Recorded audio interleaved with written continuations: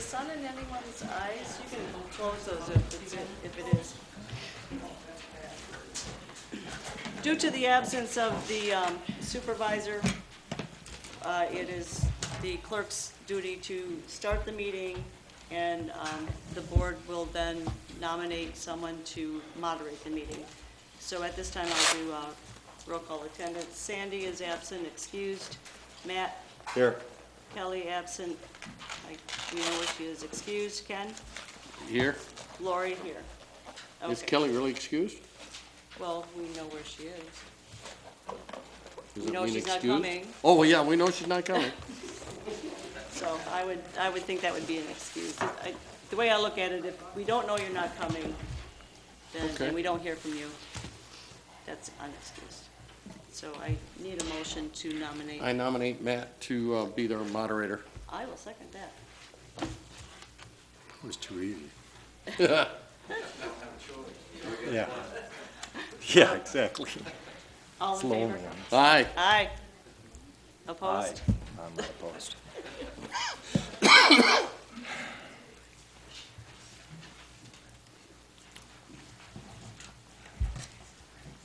Good. We're ready. Good evening, ladies and gentlemen. Just a quick comment. The agendas were in the back. I think there's enough for everybody. First of all, I want to thank our volunteers. Pat did a lot of work for us. At the bottom of the sheet, you'll note that Cottrellville Township is looking for volunteers to serve on the cemetery board. We have had some people already say they would help, but anymore, if they would call Lori, and we do have some literature in our packet that we would refer back to that board once we establish it. But I just wanted to thank Pat and those that have volunteered, and hopefully more, to allow us to get that cemetery advisory committee in order and get moving with it. Secondly, as Lori had mentioned, part of the process for this board in the absence of the supervisor is to, one, get a moderator for the meeting, two, some of the duties and so forth will be designated or distributed as the board sees fit. I know we've all had the question of what happens with Kelly right now. Well, she's not here. She's still the supervisor, and basically her position stays the same during this period of time, the short period of time. So we're going to try to do our best. We're going to do the best we can to follow the rules of order, and obviously respect your opinions and input. So with that, we'll go on. Section D, approval of the agenda. I'll make a motion to approve the agenda as presented. I'll second it. Questions on the motion? Hearing none, all those in favor? Aye. Opposed? Motion carries. E, approval of the consent agenda. I'll make a motion to approve the consent agenda as presented. A second?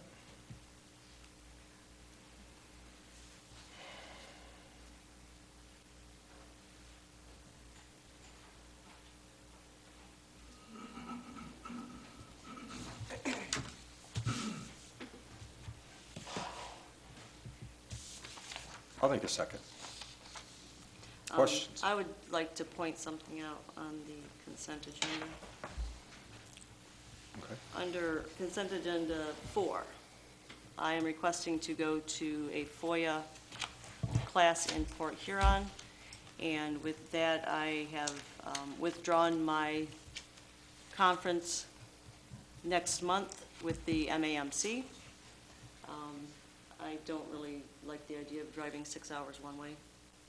So I found this free FOIA class, and that would be my preference, to do it closer to home. And I think I can get the HR laws through Fred Pryor. So that takes care of the things that I really wanted to cover. So with that, What is a FOIA class? the FOIA laws are changing as of July 1st, and they're changing a lot. Yeah, a lot. I mean, it scares me to the point that I probably would like to go to 3 or 4 different classes. So, Any other questions on the motion?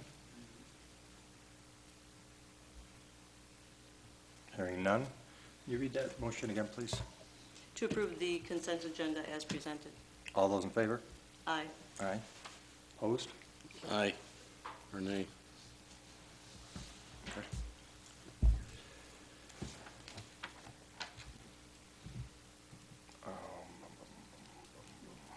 Open session.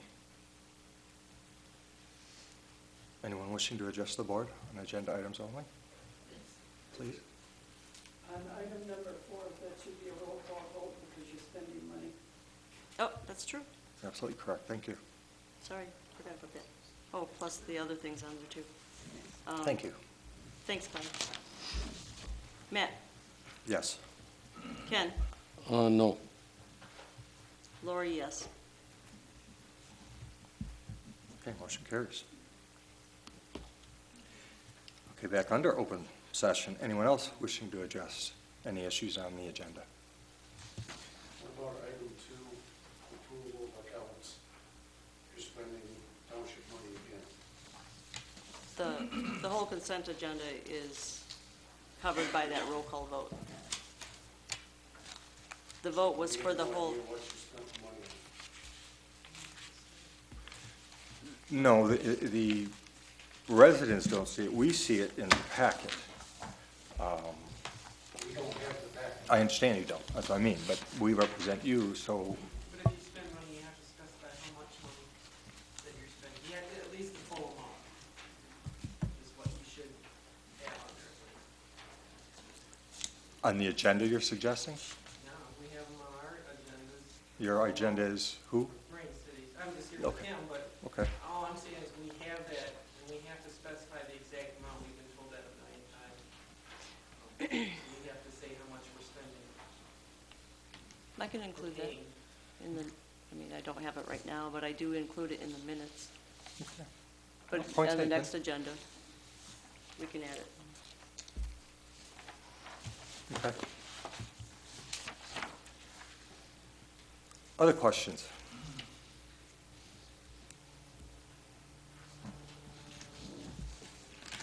Okay. Unfinished business. G1, discussion regarding the treasurer's residency. What do we got? I don't know, I think we've discussed it enough, haven't we? Is there any discussion that's left? Well, all I'll say is, as chair, moderator, at last meeting, we had a motion to table it for 30 days to do more research, consider. Have you come up with anything, sir? I make a motion that we postpone it indefinitely. I don't see where it's an issue.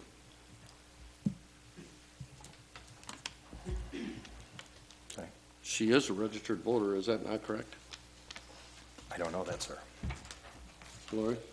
Yeah, at this point in time, So, At this point in time, it's postponed indefinitely.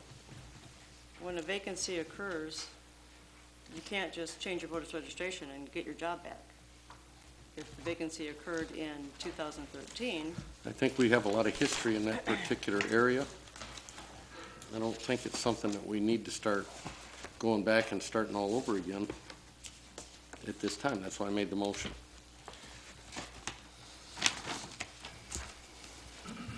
since we're discussing, my point on that, I think, was clear last month. And I think some questions arose, as you just mentioned, when somebody comes back, does that, the void of that office, does that fill it when they change it, or does it have to be an election? We've asked that question. I think we'll ask it of our attorney, not tonight, but obviously we've got some research. We had called MTA and a few other people on that, so that we do it in the most appropriate and legal manner in representing this township, not to cause us any legal issues doing the wrong thing or the wrong thing. I could see where we could table it, but I wouldn't necessarily say indefinitely, is my point. If there's something to be addressed, we address it. If there's not, then we just express that when we have that definitive answer, is the way I would like to see us handle that. I think that's All fair right, let enough. me reword my motion. I move that we table it for 6 months, or unless something else comes to light.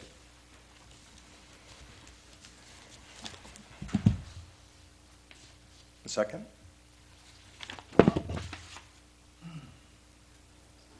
Hearing no second. Maybe an amendment to it? I think we should table it. I don't like the 6 months myself, but I do understand what you're saying. Let's just reconsider it if we find something else in light.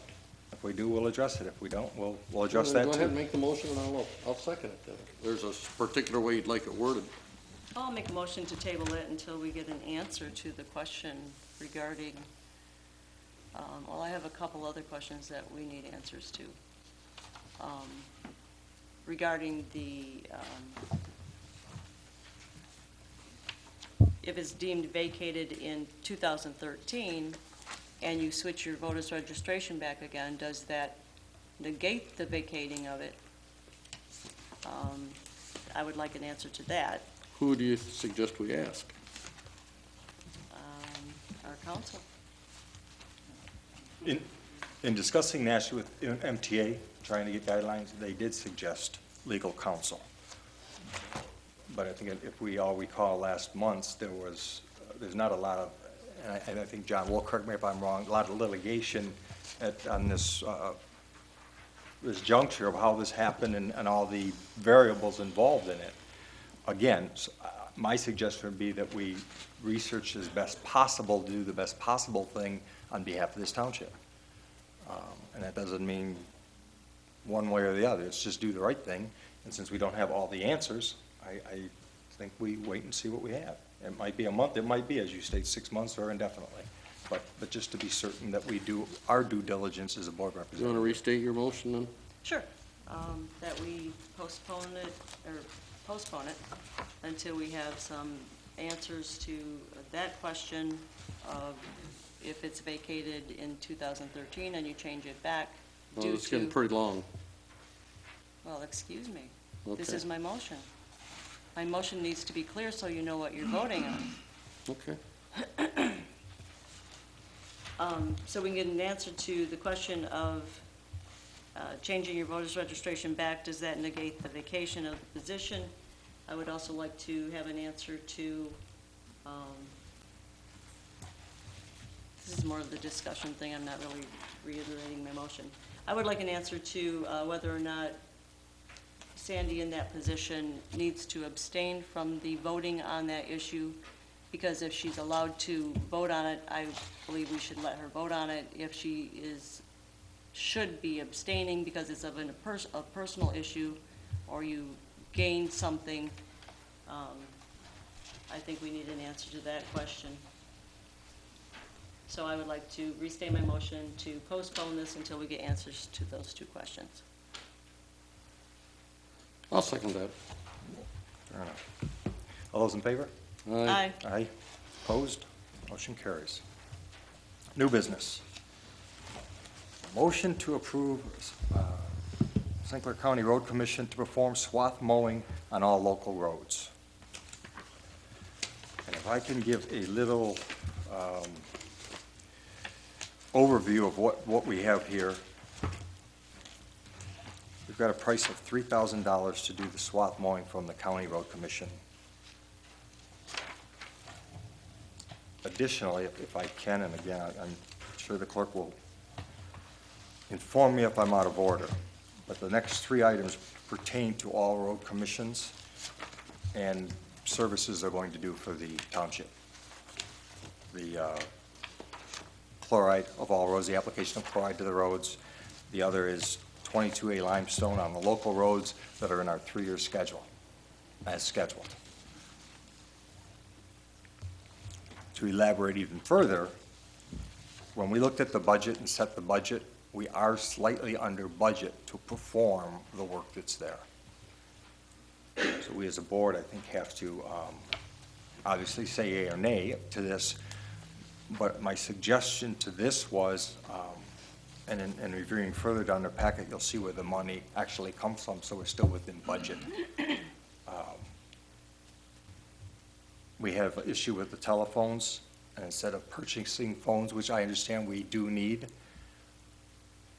we found that we can have the phones serviced and buy time with them. They can be reallocated, we don't have to change them.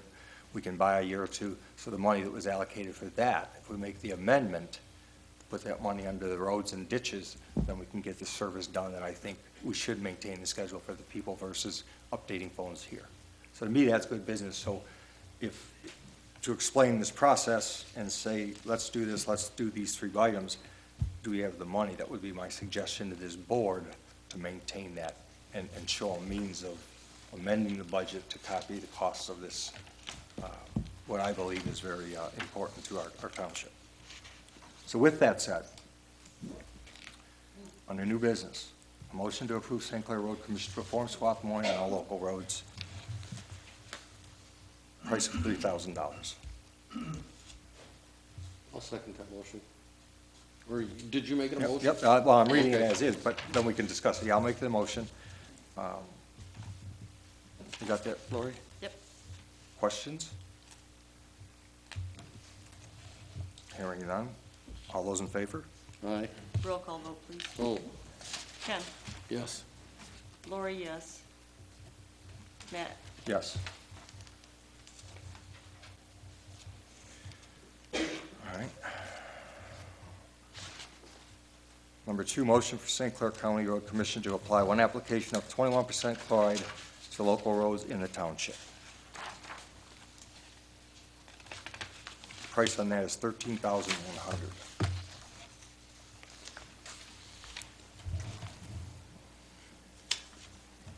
Did he happen to mention this, a 21% chloride, what they've normally been doing every year? To my understanding, yes. Talk to Mike. Because we usually have always done 2 in the past. That's the reason I was asking. Mike, if there's 2. Maybe increase the chloride, so hopefully it would last a little longer, or, I don't know, that's why I was asking. And I don't have the answer for that, sir. I just talked to him, and he just, that was off of what he quoted, one application.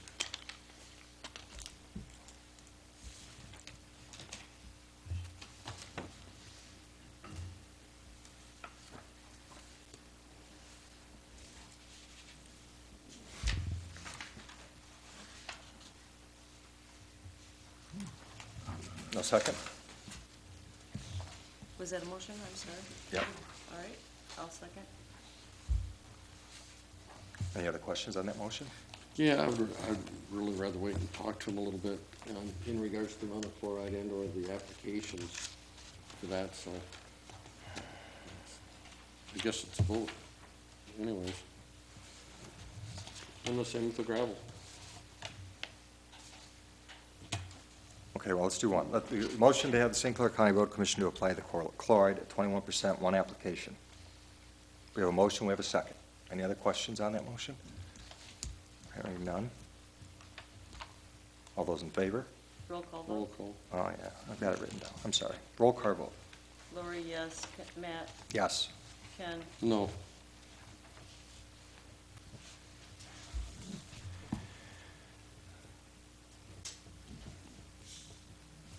All right, number 3, motion to approve St. Clair County Road Commission to haul limestone on local roads in the township.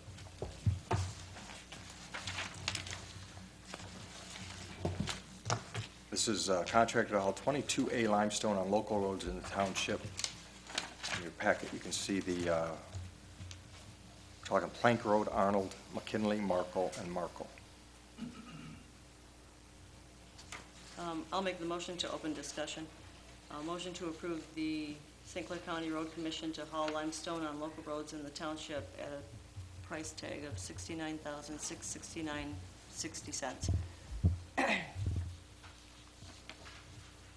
I'll second it.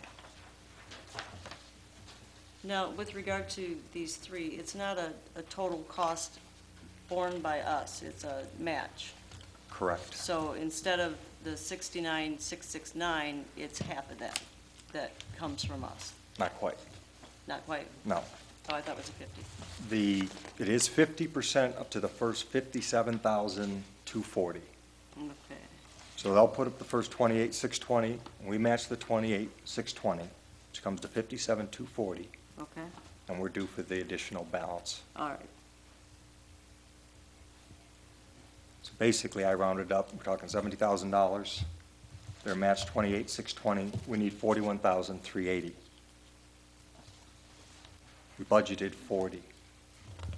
So we're slightly short in the budget, and that's why I suggested that we make an amendment to the budget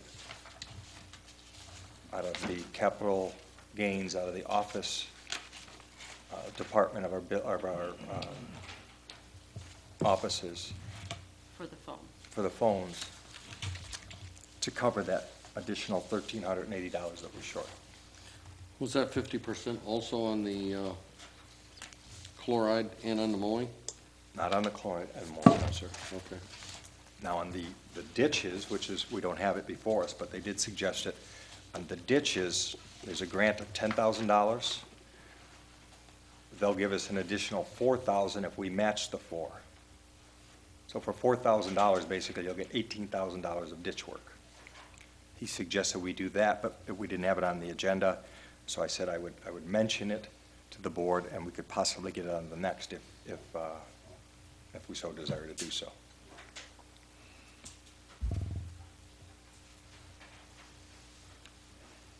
So any further discussion on that motion? Which was just to discuss it, correct, Lori? Your motion? Right.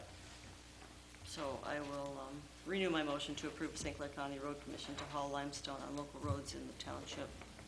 And do you have an amount? Did you figure that out? What it would be? Our What are, 41,380, 41,380. for up to $41,380.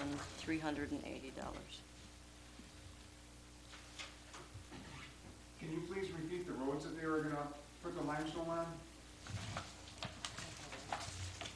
Plank, Arnold, McKinley, and Markle. Who chose what road? It's a 3-year schedule is what Mike explained to me. He also explained that and I did talk to Tom Coughlin because of his experiences. They didn't want us to fall back. They recommended we don't skip it because you fall back and it's difficult to catch up. But from what I understand, and again, I'm just playing catch-up here once I found out that I'd be doing this, I asked him, I mean, we had it on the sheet, but I said, well, who chooses this? Who makes these decisions? And I didn't know if it was our supervisor or whoever, and it is between, I think Kelly has set this up with the road commission, and it's a regular 3-year cycle where they do it. And they've maintained that until now, so he'd like to do so. That's what I was told by Mike. Sir?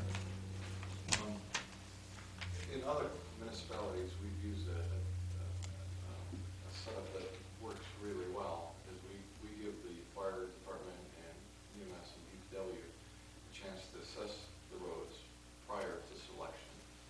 And that was mechanically done like a month or two before selection of the roads by the road commission. Because the road commission have inventory that may not reflect the actual conditions here. Mm-hmm. And those 3 departments come with a recommendation to the board, and then the board approves or disapproves, and they go for this year's maintenance. So that's a determining factor in choosing. The road commission inventory may be different from the actual Need. need. Okay, thank you.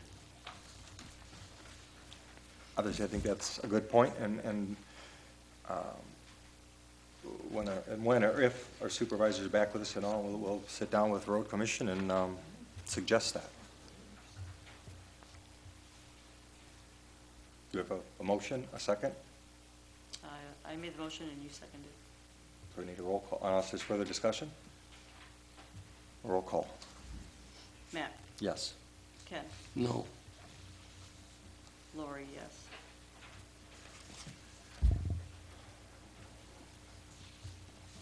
Motion carries.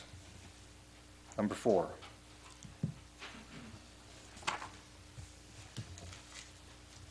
In our packet here, we have quotes for those that recall that this was a budget item, a capital outlay number, or item, I'm sorry, to update our phone service in the hall here. I don't know the various, how old the system is. From what I understand, it is pretty old. I believe that obviously for our people to do the work representing you, they do need the tools to do the job, and it should be a cyclic thing, but we thought it should be a cost of doing business that you have to update things at time. However, and we budgeted, and it is a budget item, but with the way we have looked at our budget, trying to be very diligent on it, we saw that we could call High Tech, which is right up on Palms Road here, who has serviced these phones before.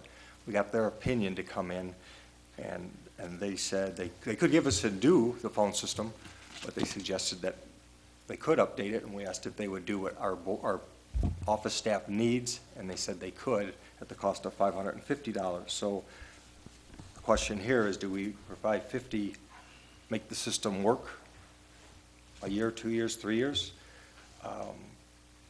And again, I would hope reallocate the other money that was earmarked for that toward the road system. I guess I'll open that to discussion to the board. Did you make the motion already? No, sir, No? I did not. Then I'll make the motion to approve High Tech to come and reprogram our phones versus new ones. I'll second that.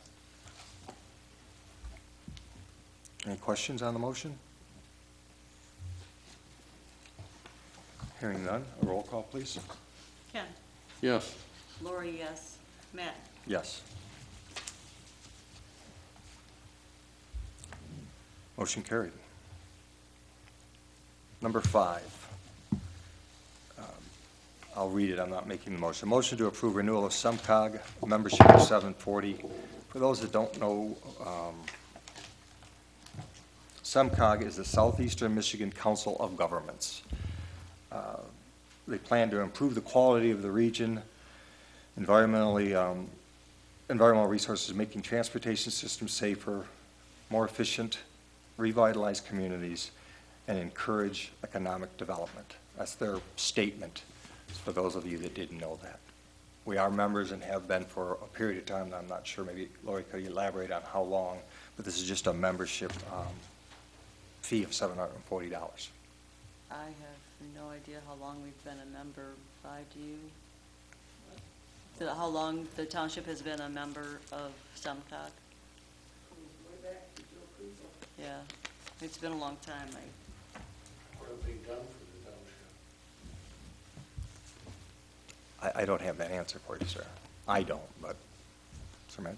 Normally, SEMCOG, if you're a member, if the township is a member of SEMCOG, they would get first cut at, any grants that the SEMCOG chases specifically for a township. The township will know about these freehand, and there's a lot of classes, a lot of workshops offered by SEMCOG to the township that are members. Now, we've seen township stay with them for a long time, and we've seen township drop the membership because of no benefit. So somebody can assess how long, and if you got any grants or you benefit from this membership, you would keep it. Mainly just to be informed.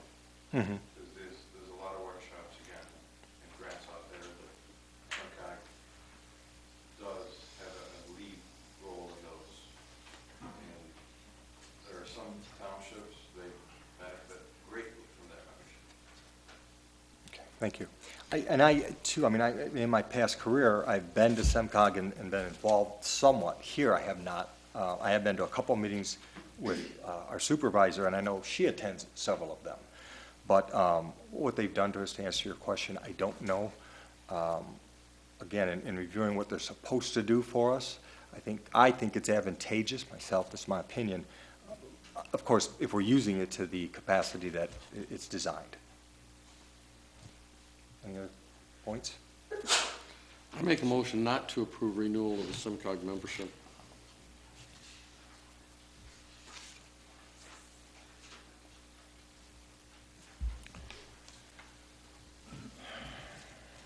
Do I have a second? I would like to make a motion, I'm sorry. Yep, motion dies, lack of support. Okay. I would like to make a motion to postpone approving membership until we find out how much of a benefit we've gained from them. Fair enough, I'll second that. Questions on the motion? No, postpone or not renew, both same thing. Okay, good enough. All those in favor? Aye. Aye. Opposed? Motion to postpone carries. Item number 6, motion to approve auditor for fiscal year 2014, 2015.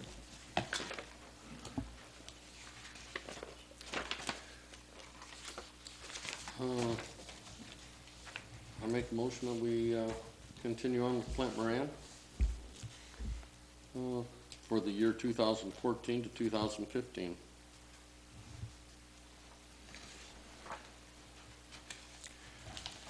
I'll second to allow discussion.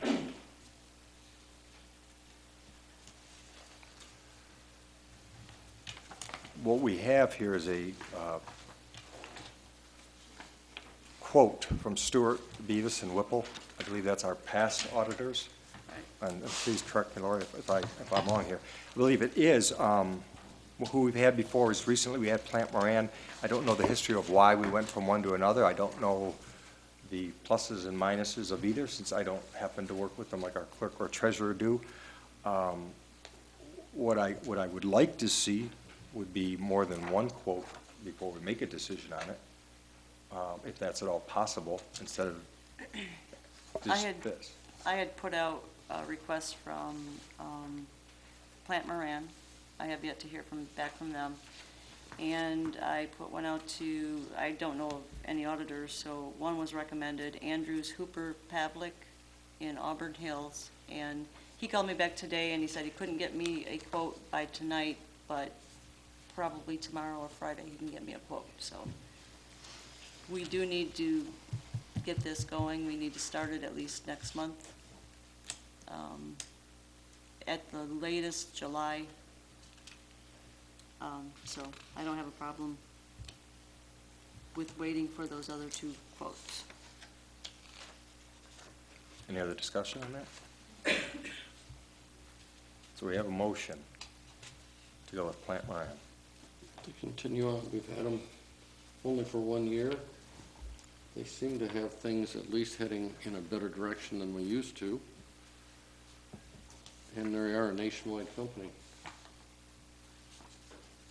We don't want to consider costs.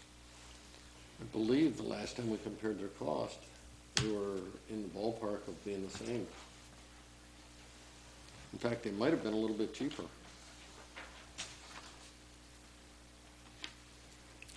Well, I'd like to see us look at actual numbers and maybe get input from our treasurer, who also works with them, before we I'd like to see us before we make a definitive answer on which one we go with, if we have the time, and the clerk makes it seem like we have a month or two.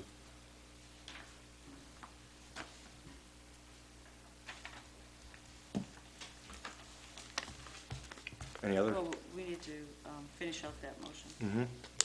I'm looking for any other discussion or points. Hearing none, we have a motion on the floor. Could you read it again, please? Motion to continue using Plant Moran as our auditors for the year 2014, 2015 audit. All those in favor? It's a roll call. Roll call. Lori, no. Matt? No. Ken? Yes.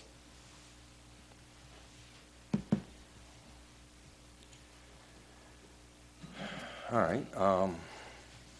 Further discussion on that issue? I would make a motion that we postpone this until we get the other quotes. Possibly the other have a special meeting so we can get it going. We need to get the list from the auditor so we can start pulling those documents. I second that. Discussion on that motion. Yes, I don't think we need a special meeting if we've got 2 months to decide. We'll get our quotes. Calling special meetings for the last two have actually been pointless, what we've called, so I'll go along with waiting, but not on calling a special meeting for it. Special was written in the motion? You said special? That's what she said. Okay. I'd like to amend that motion then to read at the next regular scheduled meeting, we review the bids and from multiple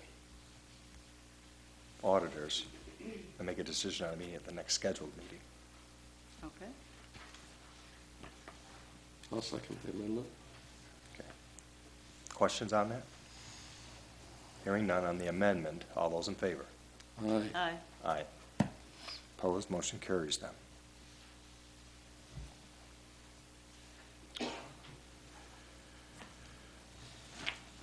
Number 7. And before I read it, I would like to obviously thank all of our volunteers, and it's sad when we lose people that volunteer because, as we all know, those of us that have done it, and in this community for sure, it's a necessity. So I'm saddened when we lose somebody. I think everybody here is, because we know how important that is to us, but we understand it. So we have, is the way it's written here, a motion to accept Amy's resignation from the Parks and Recreation Committee. Sure, we would all say no, but we understand. And we don't need any action on that, do we, Lori, or do we? We do need to We do. vote on it. So we do have to make it a motion to accept her resignation from the Parks and Recs. I'll make a motion to accept Amy Iota's resignation from the Parks and Recreation Committee. I'll second. Any questions? All those Sad in- to see her leave. Yeah. All those in favor? Aye. Opposed? Motion carried. Thank you for your work. Number 8, same point.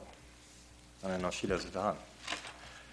We have a motion to accept Sue Biscorner's resignation from the Parks and Recreation Committee. I'll make a motion to accept Susan Biscorner's resignation from the Parks and Recreation Committee. I'll second it. Questions? Hearing none? Hearing none. All those in favor? Aye. Aye. Aye. Thank you, Sue. Number 9, again, and getting right there to that point, volunteers. We had multiple people come together after our board had asked for, first stated we didn't have policies, and then we had people volunteer to get together and draft up policies to help better govern our operation here. At first, we put a whole booklet in, and of course, that was somewhat overwhelming to the board, so we decided to go slowly.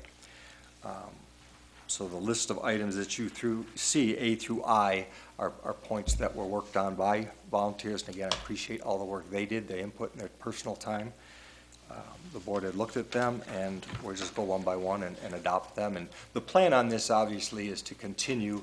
The basis of this plan was just following MTA's guidelines. There's actually a disc that we followed of guidelines for the governing of your township.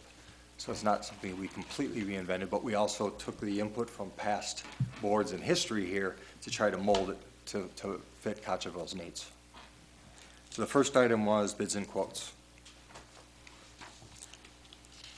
Questions, discussion on that item?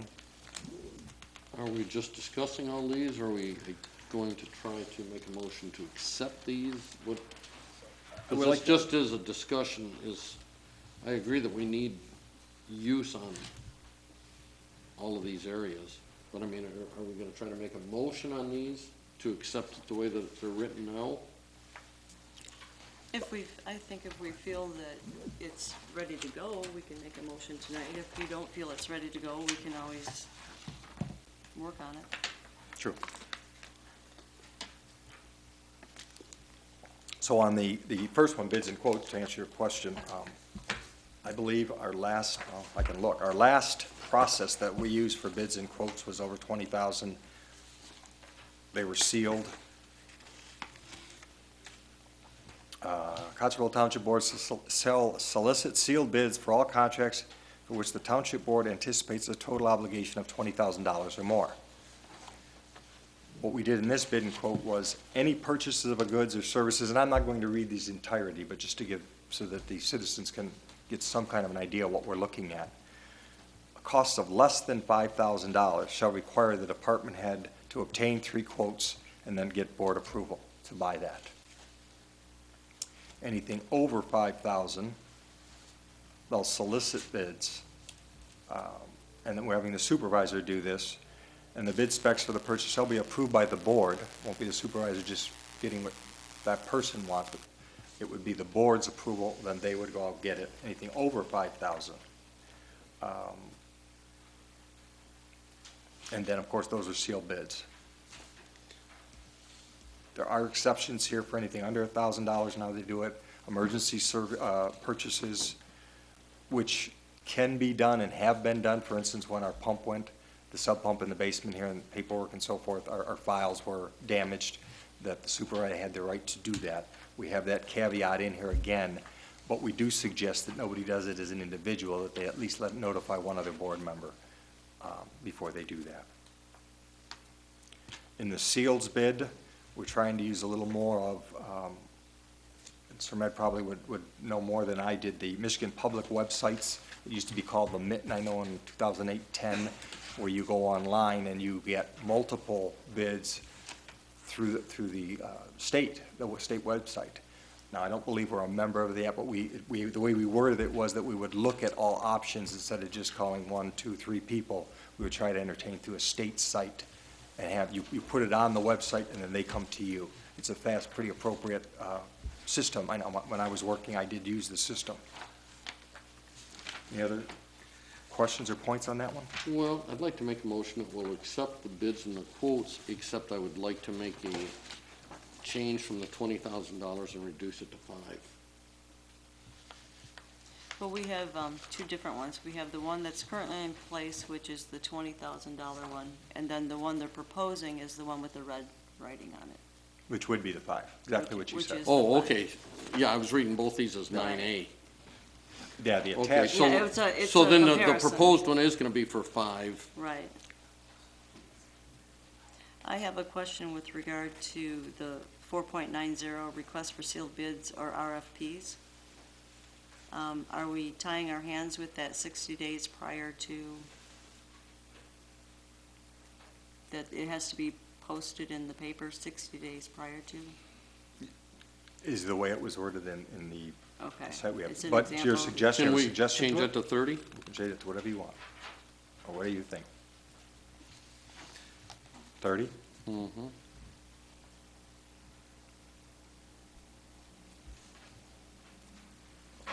Other questions, points? Yes. Since we are in sort of a little situation here, 4.88, the supervisor in consultation with the department head, can we have it in so that the two of them have to work together? Not in consulting, but they can both agree. If it was to be something for the clerk's department that the supervisor and the supervisor can't do it on their own. Right, I think that's what the, in consultation In consultation would would include that. mean, I mean, would mean, yeah. and all departments would fall under either the clerk or the treasurer or the DPW. Right, and then Also- collectively, they shall develop a bid specification. And also the building department and the assessor. Okay. Right, and I believe that's assumed under department head. Right. Right. I have a question with regard to that then. Who is the supervisor going to consult with regard to the supervisor? Kind of where I was going with that. I mean, with the board? With the board. You know, So you could put the supervisor in consultation with the department heads and/or the board okay. would encompass everything.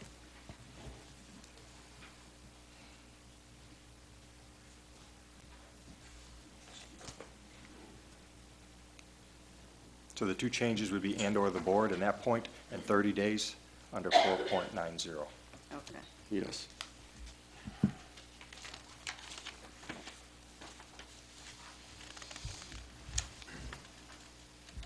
Want to make any other discussion or questions on that?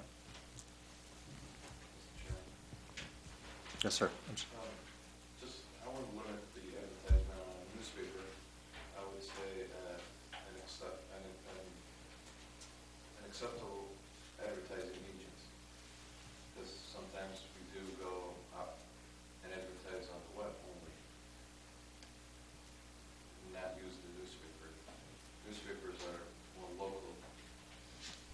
Well, it says 30 days, mailed or emailed to known vendors. Also says local newspaper. But It does local cover. newspaper posted on the township website, posted on Michigan public websites, as noted, at least 60, or now 30 days prior to. So it is included in there. I would limit to the Michigan Right. website or the local newspapers. No, and I'm sorry, if I made it, it's all of them, it's all. Right, thank you, point taken, yeah. But it is all of them, and encompasses all of them, yeah. Yeah, we didn't want to tie our hands at all with that, no. Other questions?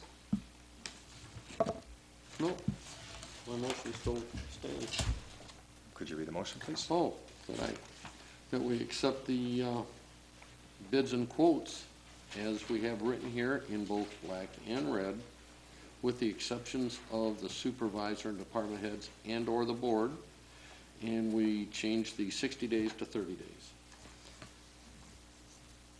Got it, all right. I'll second that. Any discussion? Hearing none, all those in favor? Aye. Aye. Opposed? Motion carries. Number B, 9B is accounts payable. Obviously, this is a clerk, deputy clerk issue. Well, there's portions that the treasurer is in charge of. Well, it's all accounts payable, I'm sorry, yeah. I shouldn't say just that.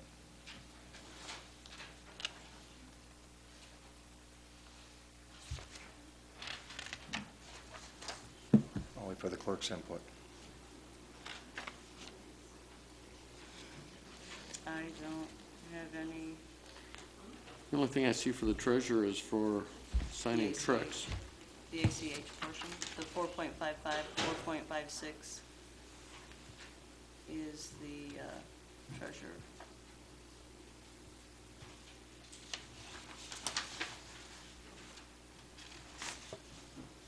I mean, it goes back and forth, that's part of your checks and balances. If the clerk does one portion, then the treasurer does the other portion, so that one person isn't the only one doing it. Correct. Again, these are all generic, basically, formats with our little twist or caveat on it. It's Michigan Township Association's rules and guidelines is what we followed. I know basically we do it, but now we'll have it in a written form. Other questions on it? We have a motion to accept?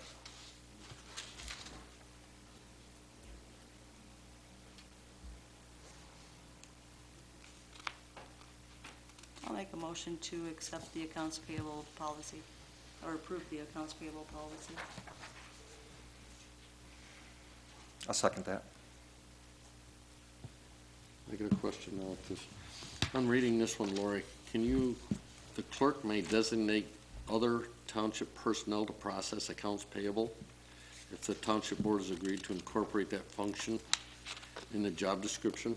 What would you like it to designate, or? Well, at this point in time, it's the clerk and deputy clerk. I think that language may have to do with a larger municipality where you have an accounts payables department. But ultimately, the statutory duty of the clerk is accounts payables. So the clerk, no matter what, has the ultimate responsibility of accounts payables.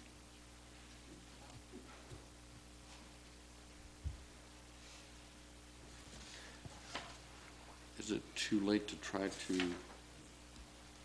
is it necessary to cross that part out? And it's just there, it kind of is a big void, who else you could designate to be paying the bills. I assume that it would always be you, but some of our assumptions haven't always turned out that way here. Well, again, if the township grows, you don't want to tie your hands and say, well, only the clerk does the accounts payables if you want to hire in an accounts payables department. Okay.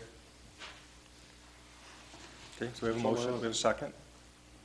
All those in favor? Aye. Opposed? Aye. Aye.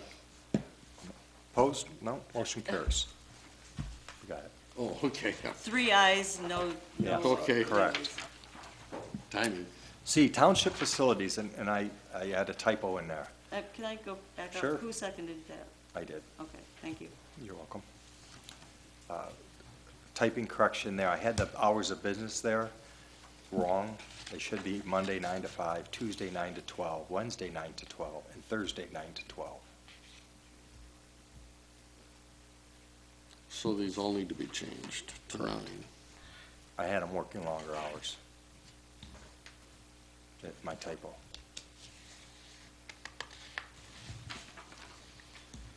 And this basically is the township facilities, when the office hours are,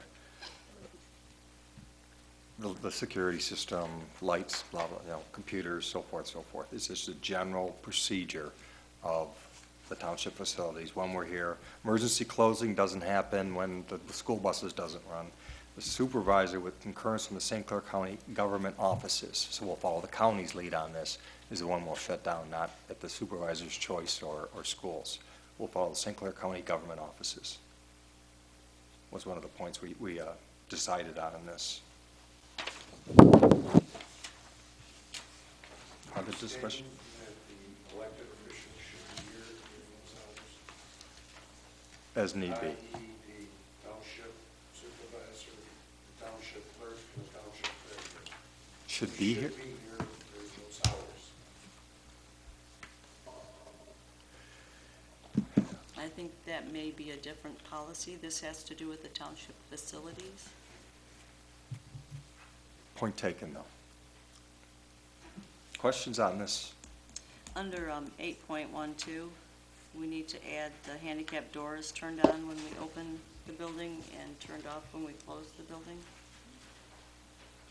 So we would put that under the other bullet? Yeah. Or all public access doors are unlocked. Okay. It might go under that, but it needs to be included that you turn it on, so you have a checklist.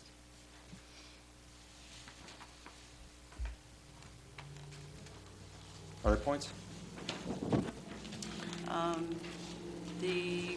Prior to leaving, each employee will make his or her workstation secure by checking that computers, typewriters, calculators, and lights are turned off. We cannot turn off our computers, that's when they get upgraded, so if we could put in the language of logged off, so no one can get in under your sign-on. So I'll And our put the log. copier needs to stay on, that's our fax machine. Okay. And I Logged think- off, not turned off. Correct. And I Fax. think we need to have some language in there with regard to the thermostats are turned down in the winter, so it's not turned up to 70 over the weekend. Same thing in the summer with regard to the air conditioning. Okay. And the outside lights shall be turned on prior to an evening meeting. We have no control over the on-off of the outdoor lights. They're on an electric eye that doesn't appear to be working. So we can scratch that point. Okay. Other points? Is there another spot on the items that we're going to adjust today to maybe take into consideration how he had that worded for township officials, elected officials? It's an item that this committee looked at, but we did not submit it to this packet yet, but we're not done. So we will adjust it, but not, we don't have it as of tonight, to answer your question. So there will be that will be addressed in a different area. Yes. And the second page here of the old proposed hours, is that the same rules you're going to participate with on the new ones? Because I see that back in July of 11, Tom Raymond said if a holiday ended up on Monday, that Tuesday would be a full day. To make up the hours for the office so it's open to the people should not Tuesday and Wednesday be until 5 o'clock. Which are we accepting his proposed hours? Or are we gonna use these hours with no designation for holidays? Which way would we wanna do it? whichever way you might suggest. Ken, that was approved by the board, if you look at the bottom, it says there was a roll call vote by the board, the whole board voted. And we're adjusting it now. Yeah, but I just want to make. Oh, yes, I realize that. That's why, are we gonna use that, or are we going to modify it while we're? I know the residents really appreciated it. I figured they'd probably appreciate it 2 days instead of 1. The compensation commission used those hours for the pay rate. So if you cut the hours back, To the same as every other week? your pay is, the clerk, the treasurer, and the supervisor's salary is based on working those hours. That Tom Raymond signed up. Those are just the open hours, they're not, Those are the working hours. whatever it takes to do the job is what they're supposed to be, you're getting paid to do a job. And I that's realize what that, so that's why, to make up for Monday being closed, we could be open Monday Sure, or Tuesday and Wednesday until 5, right. to make up the hours that we lost on Monday, the holiday. And I don't see where it would change the hours that the compensation committee has to do with everyone's pay. It doesn't. If 4 hours is gonna be detrimental to anybody for their position, maybe they might not wanna run for that position next time. So are you saying that if we have a holiday on Monday, then Tuesday and Wednesday we're open till 5? Correct, because you've So- lost all of Monday. Or would you rather, Oh, I see what you're saying. I or got would you rather be open Friday from 9 to 12? Well, you tell me. Well, since you're here more than I am, what would you rather do? Would you rather have two full days, or would you rather be here on Friday? I would rather defer that to the public. I'm here on Friday anyway. Then I would rather do Tuesday and Wednesday until 5. Which are you looking at here, Ken? I Back don't page see it. here. The minutes from the Oh, you're actually 2011 I'm looking at that proposal. Yeah, no, on the back. Yeah. Okay.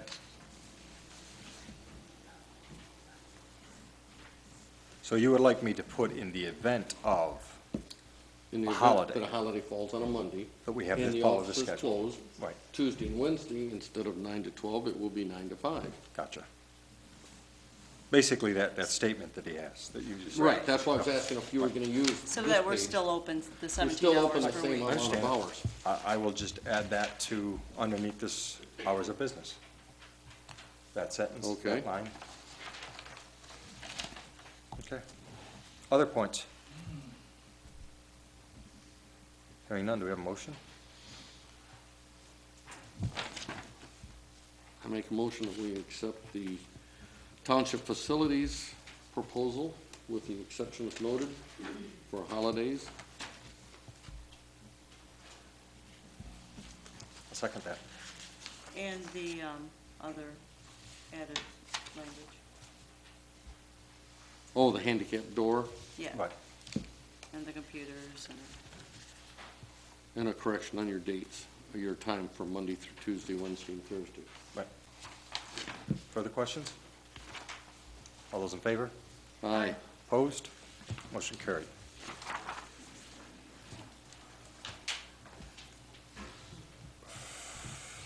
do we need an effective date, like next week? Yeah, I'll have these done by tomorrow, I'm sure. Well, no, if we're voting on it tonight, do we implement this next week, is what I'm asking. Do we have any holidays this month? Yeah, we have Memorial Day. What days A fall on? week, a week from Monday. It A week from does. Monday is Memorial Day. Well, we voted, we Oh. made a decision, right? Okay, let's make it effective immediately. Okay, Is that, that's fine, Okay. that's good. 9D, credit card use policy. This again, generic form, the dollar amounts were open and obviously they had some different points because every township runs it slightly different. We did have a policy back from 2004 is all I could locate that I have attached. But in reviewing this and plugging in some numbers, or in reviewing it, this is what we have. So I'll ask if there's discussion on this issue.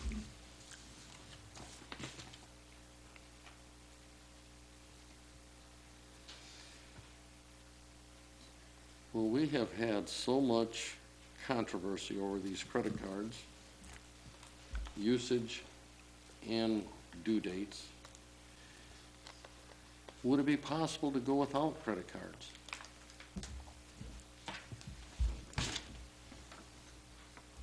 Probably not.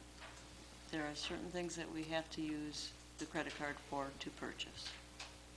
Our checks, we have to use the credit card for that. The majority of our education, you need a credit card to hold your room, to enroll.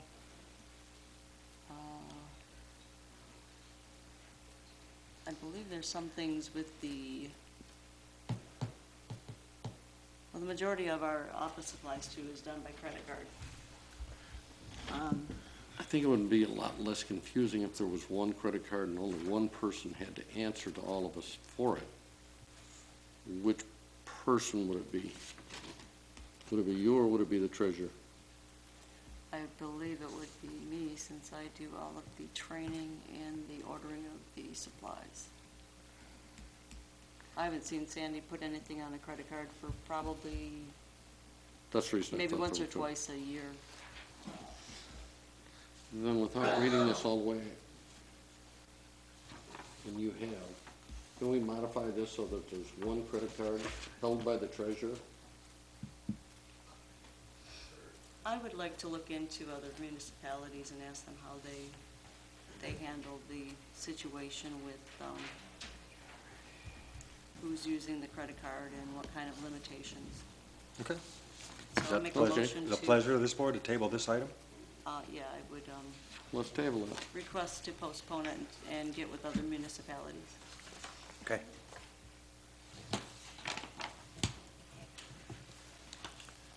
The number E, 9E is regular board meetings We need to- agenda. We need to vote on that. I need a Oh, second. I'm sorry. So we have a Second. motion to table that 9D. Right. All those in favor? And a second? Second. I'm sorry. All those in favor? That's okay. Aye. Aye. Aye. Motion carried.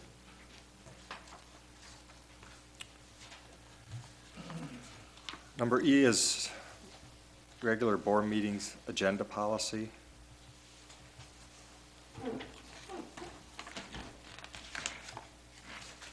Lori, do you have any points on this that, as you can see, kind of cut right to the back? Yeah, the first 3 pages, at the last page is the current policy. However, instead of township clerk, I had put in supervisor. This used to be the supervisor's job, or responsibility, because everybody was new when we took office, and I had some experience.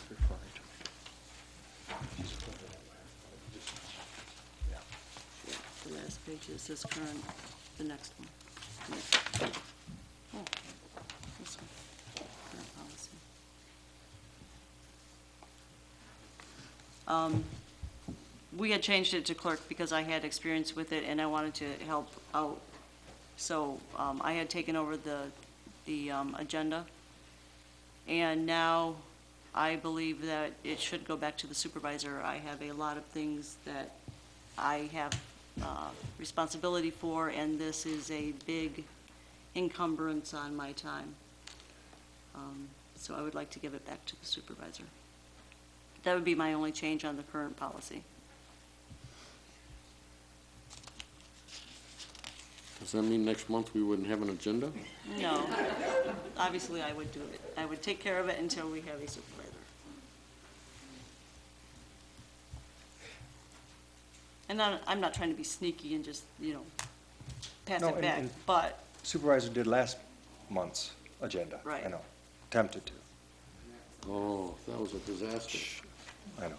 I well, was here. I'll help her, but, I'll help her with it, but, Well, you can't have help either. Then it's a he said, she said, and everyone else is caught in the middle.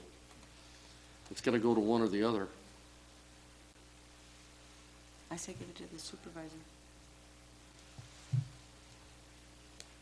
I kinda like it at the clerk. Wow. I spend a lot of time on these.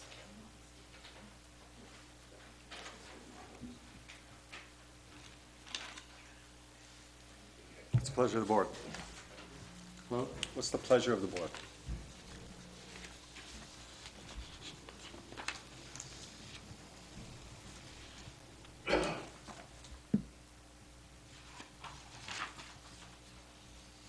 since I don't have all of the sheets, I don't know why you don't have the last sheet. are we voting on This the one one right that here. I have? This one right here. Of the current policy or the new policy? Well, this is what was in the, this is the one that Kelly had put in there for the last one. This is what's currently in place, and Where did this one come from? Do you know? that was from Kelly. Kelly did this, supervisor did this. But do you know where Oh, she no, where got she it from? came up with it from? No. She I just don't. changed it. Yeah. So my motion would be to keep the current policy with the change of the township supervisor shall prepare the agenda as opposed to the township clerk shall prepare the agenda.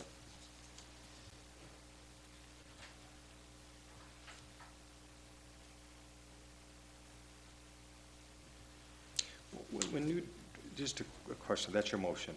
I understand, I'll second it. But when you develop a meeting, a packet like this, a lot of the data comes from your office anyway, correct? Yours, some comes from the treasurer and so forth. The Those are only- supervisor in essence.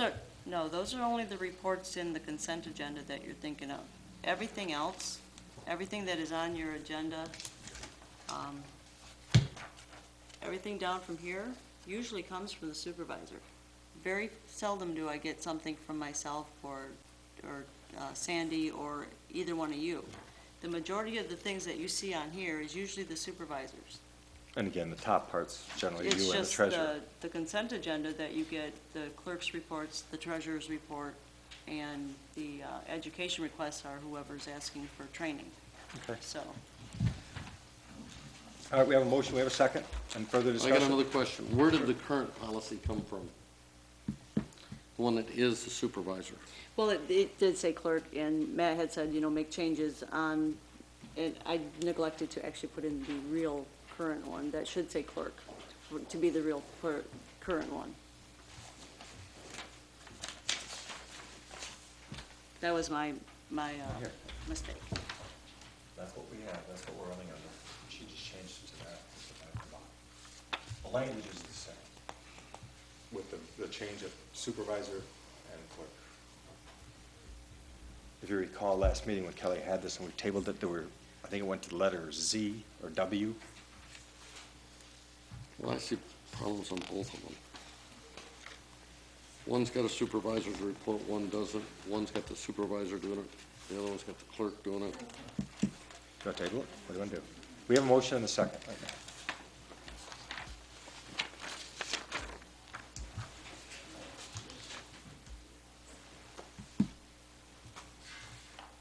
Yeah, I would. We can postpone it. We're then gonna make a new, Amend it. I'd like to amend it that we postpone the board meeting agenda policy until there can be some unity between the two of them. Okay, I'll second. Questions on that amendment? Hearing none. All those in favor? Aye. Aye. Aye. Opposed? Motion carries.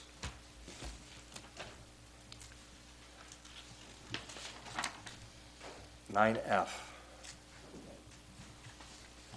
Public participation at board meetings. This again was a current policy that was given to us, reviewed by this policy committee, but it's current policy that we've had in place for, I believe, years. Amended February 12, 2014. It superseded November 13, 2013. We made no changes to this.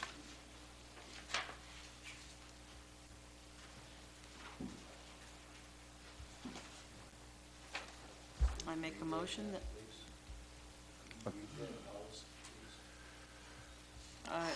it's very long. very and lengthy. It's what's been on the back of agendas. It's not on it this time, but we have had it on the back of the agendas. Would you read the policy, please? Sure, I could do that for you. You're welcome. The current one or the new proposed? The Cottrellville Township Board of Trustees recognizes the value of public comments on township issues and the importance of allowing members of the public to express themselves on township matters. Any person or group wishing to place an item on the agenda shall register their intent with the supervisor no later than 8 days prior to the meeting and include the name of the participant, group affiliation, if and when appropriate, topic to be addressed. Such requests shall be subject to the approval of the supervisor and the township clerk.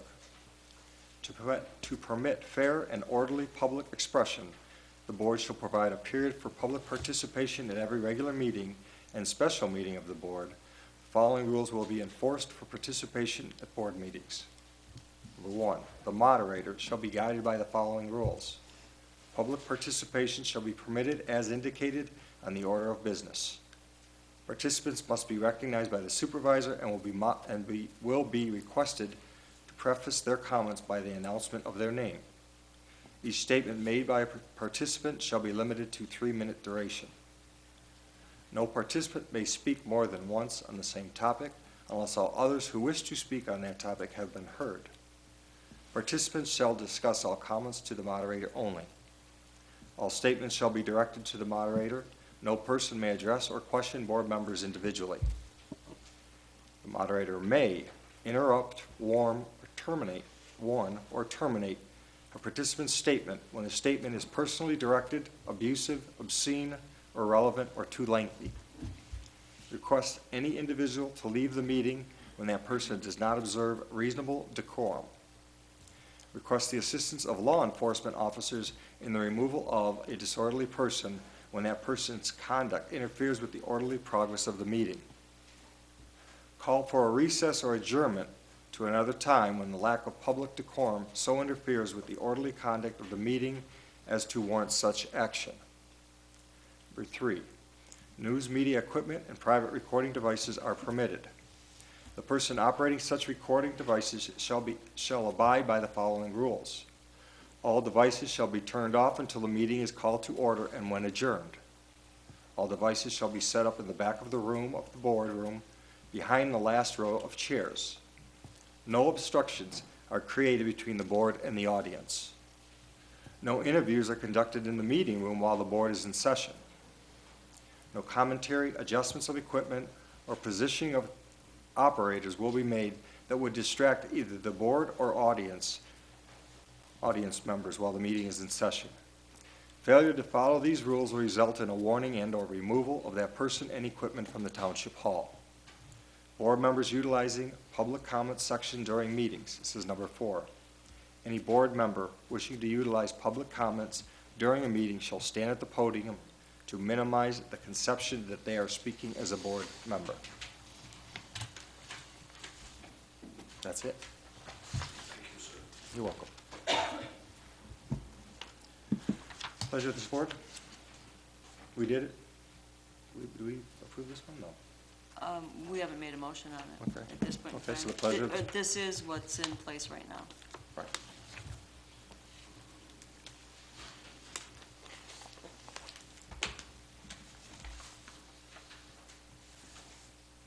So if it's in place, we don't make the motion, it's just as is. Right, It's just information submitted only. as is, information only. Very good. Move on. So this, the proposed one, we don't have to worry about it this time. I think it's the same. I don't think No, there there's was any. differences in it. Is there? Mhm.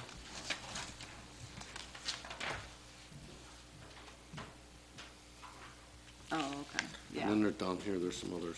Okay. We're gonna continue with the, Well, in that case, I will make a motion that we continue to use the one that's in place, currently in place. and I'll second that. Which is the one I just read. Right. Yes. Correct. Questions on that motion? Hearing none, all those in favor? Aye. Aye. Aye. Motion carried. Board of Trustees Rules of Voting. Again, this is a no change.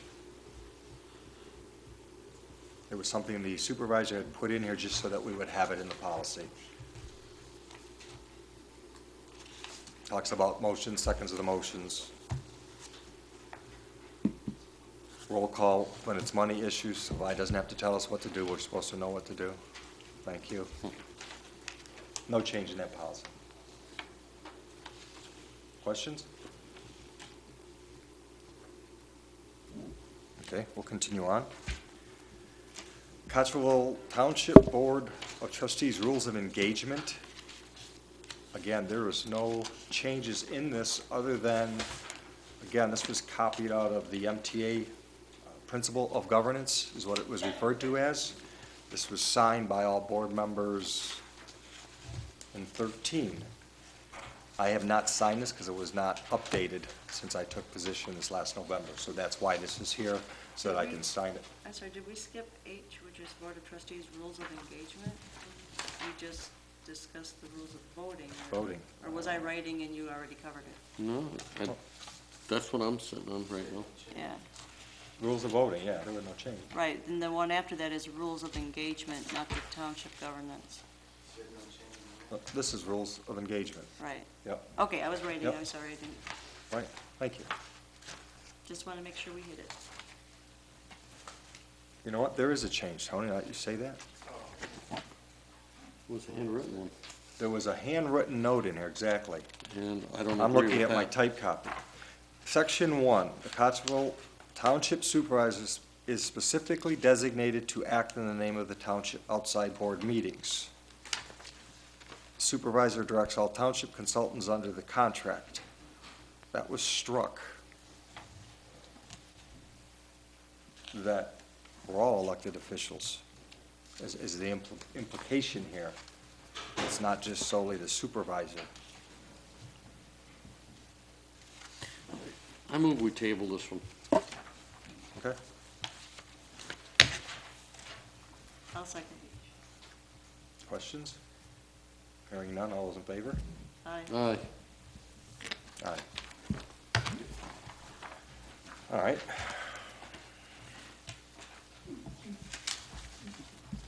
Now you're talking. Now I'm talking Township of Governments. This one is me signing this paperwork. All right. So with that said, I will do it with the clerk when we get a fresh copy, and it'll be updated. Good enough? Yep. Number 10 and 11, again, these were designed by our supervisor. There are two ordinances for board's consideration, Civil Infraction Bureau and adoption of the International Property Maintenance Code 2012. My suggestion when we pulled this last month was to give it to the planning committee to let that board review this. You did? We talked about it. See, I don't know that. So that's why we were hoping that you would do it with a recommendation back to us as to what we should do with it, because it seemed a little odd that we have it and making a decision without knowledge. To look at the minutes, but I thought we all agreed that we didn't think that international property maintenance code should supersede our codes, because, and when I talked to John, he said there's a big book, but not just those two that fellow that was temporarily our officer pointed out to us, there was a big book, and that we'd have to purchase the book and review the book. The whole- not those few ordinances. So I believe, I'd have to check in the minutes, but I believe we said, we don't think that, you know, and besides that, he had put it in the midst of that, in the midst of it, and so maybe it's not in the minutes. But Well, you know, that was his- Can I suggest this then, that we submit this back to the planning committee, if you can get on your agenda, Pat, please. We don't have anything with this other than these policies. So we don't have any guideline to go on other than seeing it. To me, it seemed that it should go back to them. They should review it and give your recommendation to us in writing so that we can, so we put it off to another Well, month. we don't have any penalties for anything. There is no, we can write an infraction, but John said there was nothing we can do because we don't have a policy in regards to that. Is that correct, John? If you adopt a civil infraction policy, you have to develop a then you have to put that in place at the township, so that, and you have to purchase tickets, and there's two sets of tickets. One when whoever you designate as a civil infraction enforcement officer has to write the ticket, and if the person then has to come to the civil bureau at the township, and they have to be two separate ledgers. Connie's gone, but Connie is aware of this from Clay Township. And then you have to keep a separate set of books, and then if somebody complies with the ticket at the township level, that's one thing. If they don't, then you have to issue another ticket. You also have to then take it to the court so that they can be processed for a hearing, a civil infraction hearing.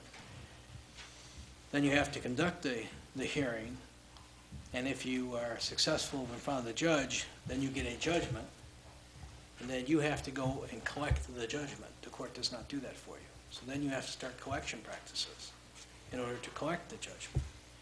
So as a practical matter, you have to consider and weigh, everybody thinks it's, the greatest thing since sliced tea. 10 years ago, this was going to be a cure-all, but in small municipalities, it's very difficult because of that process, which is time-consuming, and you have to keep track of it separately from any and all other activities. Well, don't some townships, if a judgment is issued and the property owner or the person does not pay it, it just automatically goes onto their tax rolls? Well, all you do is get a judgment. You have to enforce the If you judgment. get the judgment and they don't pay It's it, not an automatic lien. It's a judgment. You have different kinds of liens, tax liens, those kind of things. Those are different. If they don't pay your water bill, you can put it on the property and so forth. A civil infraction is it's a civil penalty, but there's no automatic lien that's placed. You can attempt to levy on someone, go through all those processes on real property. After you try to exhaust whether or not they have any personal property, it can be levied. Personal property has to be levied first. You can do a debtor's creditor exam. There's a lot of processes. I believe Macomb County does it, it automatically goes onto their taxes. Well, Is there a way it could be I can outlined that way for us? look into that. But you still have to follow all these procedures, so you have to have a person who's going to be doing all of this for you. And it's going to be, Is there special qualifications for that no, person? you just have to have an official that's designated in that capacity. The problem is that, it's if you cut in township, then you've got a big department, and you've got all kinds of people and staff in order to do this. For a small township, there's much more practical concerns. And the issue that Pat raised with the International Property Management Code, if you adopt that, you have to look at that and know what you're adopting, because that's a rather extensive, and then, there's some controversy in terms of this part before, how much are you going to adopt, because some of that has to do with structural things in a house, and that can cause issues as to what people were willing to. So we have to go through and Subject- pick and choose? You have to go through it and make sure that whatever you adopt, you just can't blanketly adopt that International Property Code and say, okay, and then you find out that there's some things in there that you didn't really consider, and whether you want to try to enforce those kind of things. Because once you adopt it, then you're under an obligation to enforce it. How else could we enforce this without belonging to that international code? Well, you have different ordinances. It depends on what you decide you want to, what are your highlights of things that you want to enforce, whether it's junk cars or whether it's blight, tall grass, all those kind of things. The Dangerous Building Commission, if it's structures, there's other mechanisms by which you do it. And by the way, under the Dangerous Building Commission, if you establish that, you can then get a lien through that. You can get a lien through that procedure. But all of this stuff is procedural, and you have to make sure that you adopt it, and you have personnel and staff that are able to execute it, and then enforce it, and then if it's a civil infraction, collect it. Because you can issue 10 civil infraction tickets, but if you just keep issuing them and you don't have the means by which to go through the process to collect it, it's meaningless. And that quickly is known. Like I say, I know that Macomb County, if somebody leaves a election sign out in front too long, No, there's a fine for that. That's different. There's a separate statutes have to do with where you can put political signs. I know, but I mean, if it's not picked up with so many days after an election, and the That's here in property St. owner That's doesn't, here in St. Clair County. it's here also? Yeah, that's in St. And Clair if the County. person doesn't pay it, what happens here? Well, I don't know that, again, I have to look at that. I don't know that there's any automatic assessment of a lien against property. Understand this, when you are dealing with property, and I say this without reservation, whenever you as the government want to say, we're gonna do something to your property, you better be darn careful you do it right. Because if you put a lien on somebody's property, and even if you make a mistake procedurally, then you've slandered their title. And there's a separate cause of action for that. So I'm always particularly careful whenever you're taking action against a person's property. Because, that is, you have to be very tight in the law, because if you make a mistake, then you will have, potential consequences or exposure. If you put something on a piece of property, a lien, somebody goes to sell a house or wants to sell a house and they got a lien on there, and it was, in any way procedurally, it was improperly done, then you've got a problem. So I'm always very careful with that. The most recent example would be when we had the issue with respect to the piece of property. Next to the bar? Yeah, and we had to get service. You had to make sure you got the right kind of service. And that person was gone, and had been gone for years evidently. Trying to locate, chasing down in Florida, Texas, We finally got it done and got it all the way, done right. But you gotta be careful. So when we implement something, you'll either endorse it or you'll tell us it's no Again, good? I've instituted civil infraction in Clay Township. We instituted it. It's used. We have a civil infraction bureau ordinance. We have the tickets. The tickets are expensive. You buy them through an agency. They're not cheap. And then you have to follow the procedures. And then you have to have someone who's available to go to the court when the court, you have to have someone who's willing. No, if you don't want that expense. I mean, I'm not, you need an enforcement official who can go to the court, and then I'll give you, and then you can end up with a full-blown civil infraction hearing over, and then you're stuck with the results. If the person goes and you cite them for something and they go into the hearing and the judge doesn't like the way it's presented, and then they can say rule against you, then you're stuck. You can't go back to the lawyer and say, look, we want you to get this undone. Well, no, you went and had your hearing, and on this issue, there's been a ruling. We can keep that old car, right? Or whatever. I mean, and I understand this, there's a lot of, when people come in and tell you that, that this person has a car on this property and it's a junk car, it's not that simple. You have to determine, is it inoperable? How do you determine if it's inoperable? And then you have to determine if it's actually on their property. Because twice now, we've had circumstances where the allegation has been that this property owner has something on their property that shouldn't be there, and it turns out it's not their property. Now, there's some games that are played at times where somebody does a quick claim deed over to the neighbor and that kind of stuff, Okay. As an alternative, how effective is a constable? I realize we used to have one, but it's still not. You really need someone who's in the office, who's a building official or code enforcement official, who has that responsibility for that particular type of thing. Okay. I mean, what your main type of things you run into is, quote, blight, junk cars, structures that are falling down, dilapidated. Those are essentially the main problems you run into. Occasionally, you run into other problems like a violation of a sign ordinance, and those kind of things. So. Thank you. Thank you, John.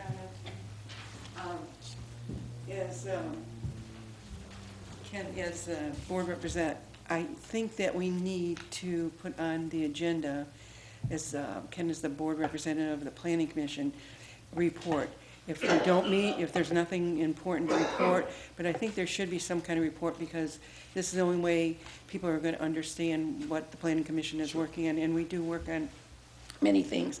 And the ordinance enforcement, it's been on the agenda, it's gotten tabled because other things have taken a priority and it got late at night. We'd like to take the information that we have from John, and we're trying to organize a group, a committee to work on it. So we have some kind of organized understanding of the steps, so that we can present it to the board, so that you can take it from there. And so we kind of took it over to some degree since this ordinance enforcer started coming in and through this international ordinance at us. So we that's what we would like to be working on. We have been, it's been on our agenda. And then we'll have some kind of organized accumulation of knowledge and steps so that we can present it to you, and then you can go from there, and then how you're going to work it, and whatever situation or whoever you. Did you ever meet who our ordinance enforcer was that we paid? I have never met him. As far as I knew, he was hired sometime in August. In November, all of a sudden, we got 2 ordinances that he wanted to approve. And one was the international ordinance, and to have an ordinance enforcer. And that was the only communication I ever had, and it was thrown over to the planning commission to review this. And then I had spoken with John, and John said, there's more than those few ordinances that he brought up from the International Code of Ordinances, which would supersede all the ordinances that we spent time and money on in the past. And looking at the few ordinances that he did have, it talked about weeds, and it said 6 inches of weeds. Ours is 12 inches. We live in the country. There was differences of, that's a general international code. Ours is different because we're in a township.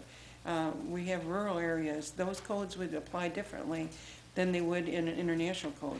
So that's another situation that we didn't see how that would supersede our ordinances that we had spent time and money on, you know, and worked on. So anyway, that's what the Planning Commission's plan is as far as the law enforcement.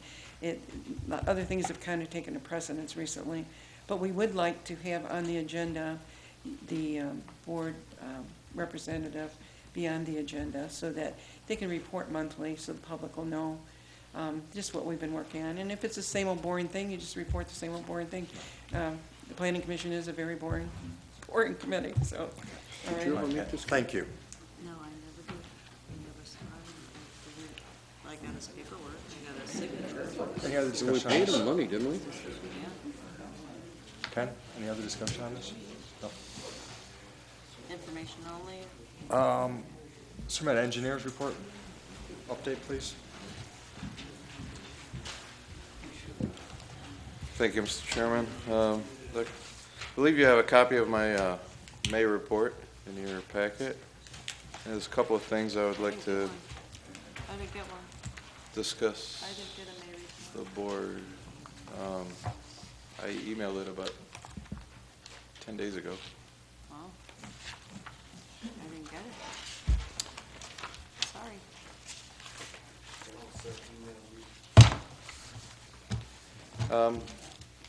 It's not very different from last, I only have one copy. I can read it. They're basically split into 3 categories: design project, review project, and miscellaneous. The design projects, first one is the SAW grant. We received bids on April 23rd, and I have communicated with the board on several occasions. The bids came in about 30 to 35% higher than what was budgeted for. And Did we get 3 of them? only 2. There are 2 bidders, United Resources at $180,532. So $183,532. And the second bid was DVM Utilities, $176,996.50. $176,996. Again, these are, based on our original estimate, they're about 30 to 35% higher than usual. And we did talk to both bidders,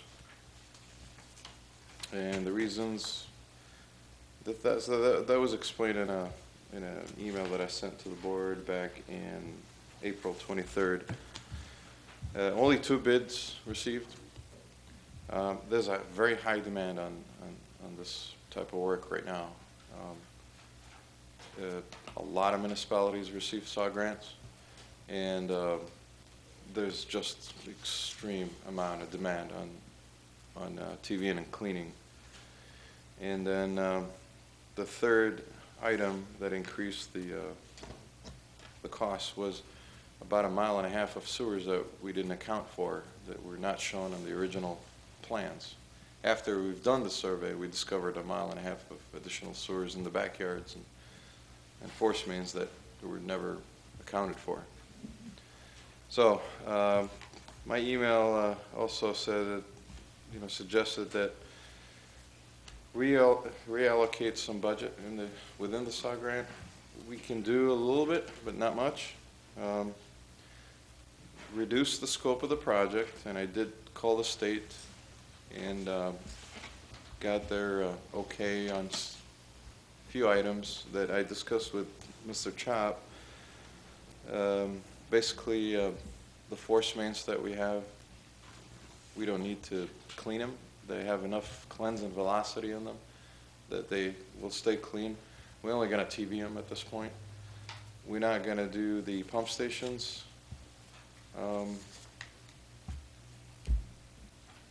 And we don't anticipate any heavy cleaning. Heavy cleaning that includes cutters and buckets and all that. We're only going to use water jets.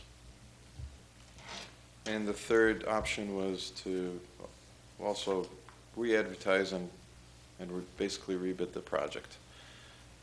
We only had 2 bidders, and if we rebid, we may receive more bids from different companies, and hopefully we'll get a lower price. Now, we did meet with both bidders. We explained to them what we're thinking, and just to give them a chance to revisit their bids.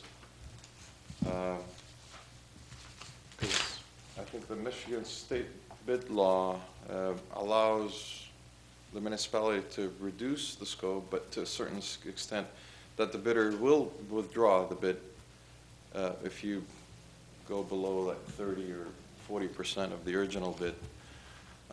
It's like getting a quote to paint your house. You have 6 bedrooms. Now you're telling the painter, I only want you to paint 2. So he may withdraw his bid. They both acknowledged the reduction of the scope, and they said no problems. We'll bid it with the reduced scope, but that only reduced the amounts by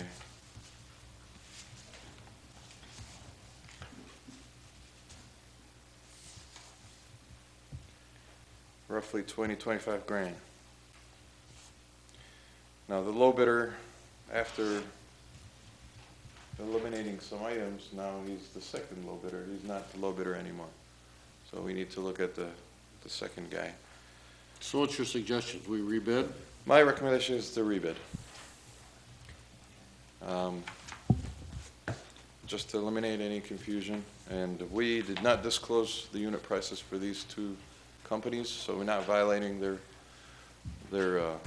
unit prices, and we're going to keep it in the record only.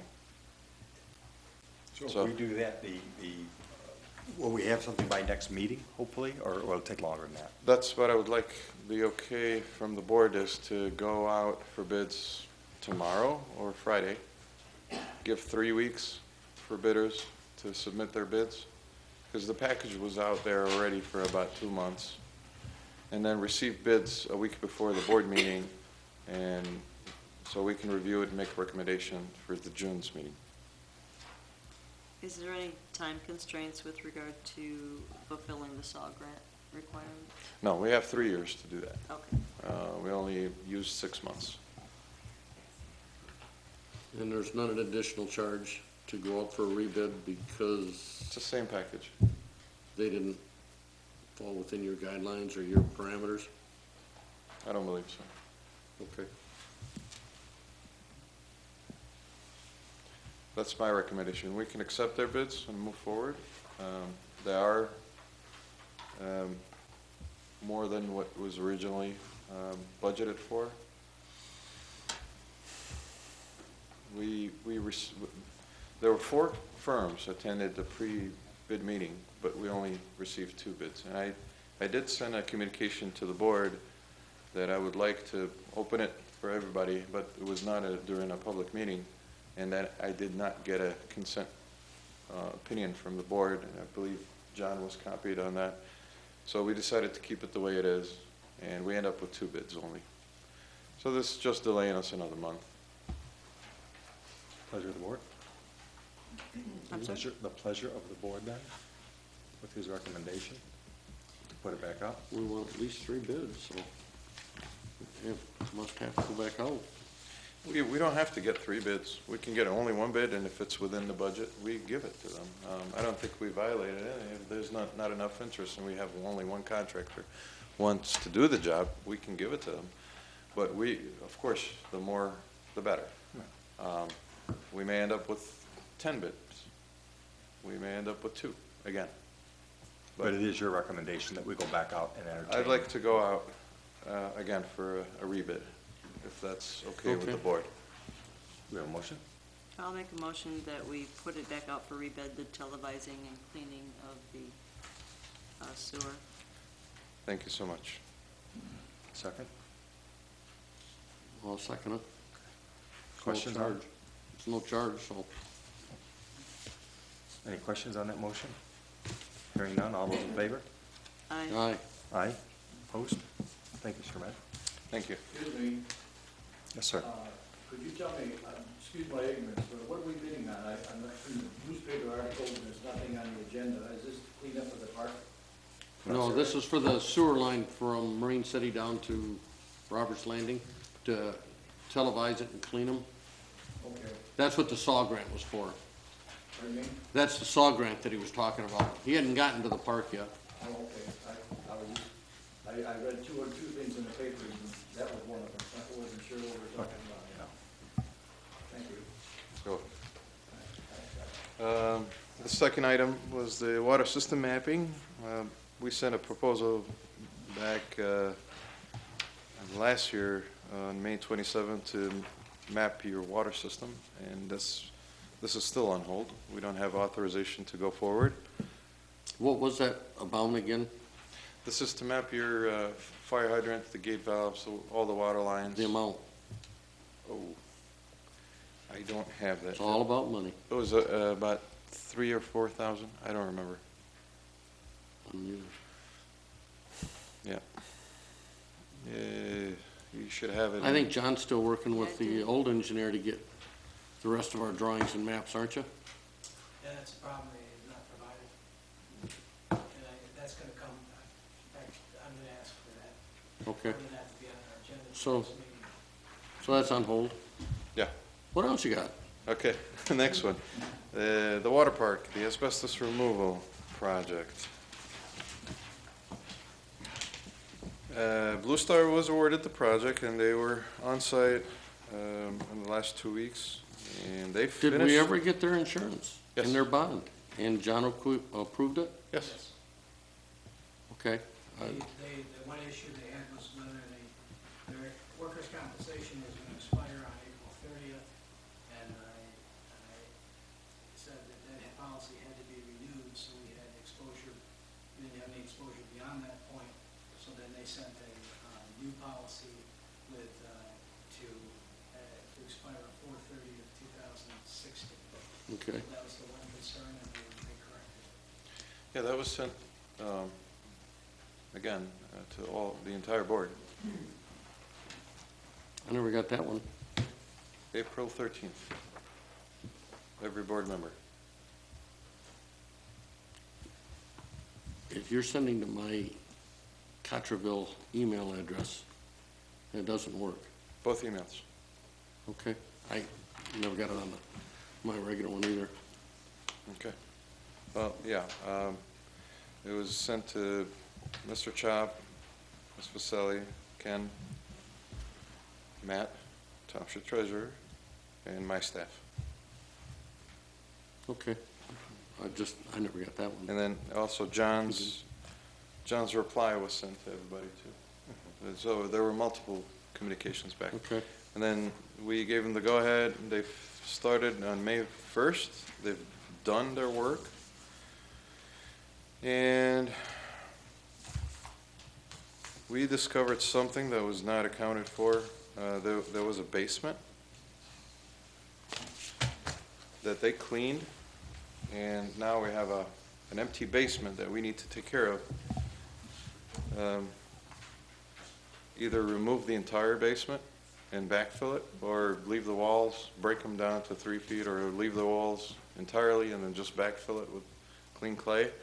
And also the other part that we discovered, since the original bid was during winter time, the snow was covered, the ground was covered with snow, and there was a discussion about removing the top 3 inches of soil because they probably contaminated with all the debris all over the place. So we asked Blue Star to give us a quote for that additional work, and I did send that to the entire board again, and they're asking for $22,030 additional. I never got that one either, Sir Matt. I can share it with you. But I think that was well-defined in your request for quote, wasn't it? Not these two. We didn't know about the basement. Remember, we did not do a survey. We're dealing with this after the fact. So we had no info in sight. And now, some of these, the township may do, like bring topsoil back. If we give Blue Star the option to strip the topsoil, the township can, through their departments, bring some topsoil and spread it. That doesn't need to be an asbestos certified. It's just Sir Matt, I asked you for the other landscaping. paperwork. I'd really like to see a copy of each and every one of the shippers and the engineer's report that you had your person there every day that they were working and everything that was done, because I understand in their request for bid, there was never a water truck down there like you requested. The people never had their respirators on. They never treated it like it was asbestos. They did not put it in enclosed trucks like it was supposed to have been on a hazardous. How do you know that? Well, same way that you don't, I do. obviously. Because I have photos. Well, then do you have some photos? Yes, I'd sure like to see them. absolutely. Of each and every truck? Yes.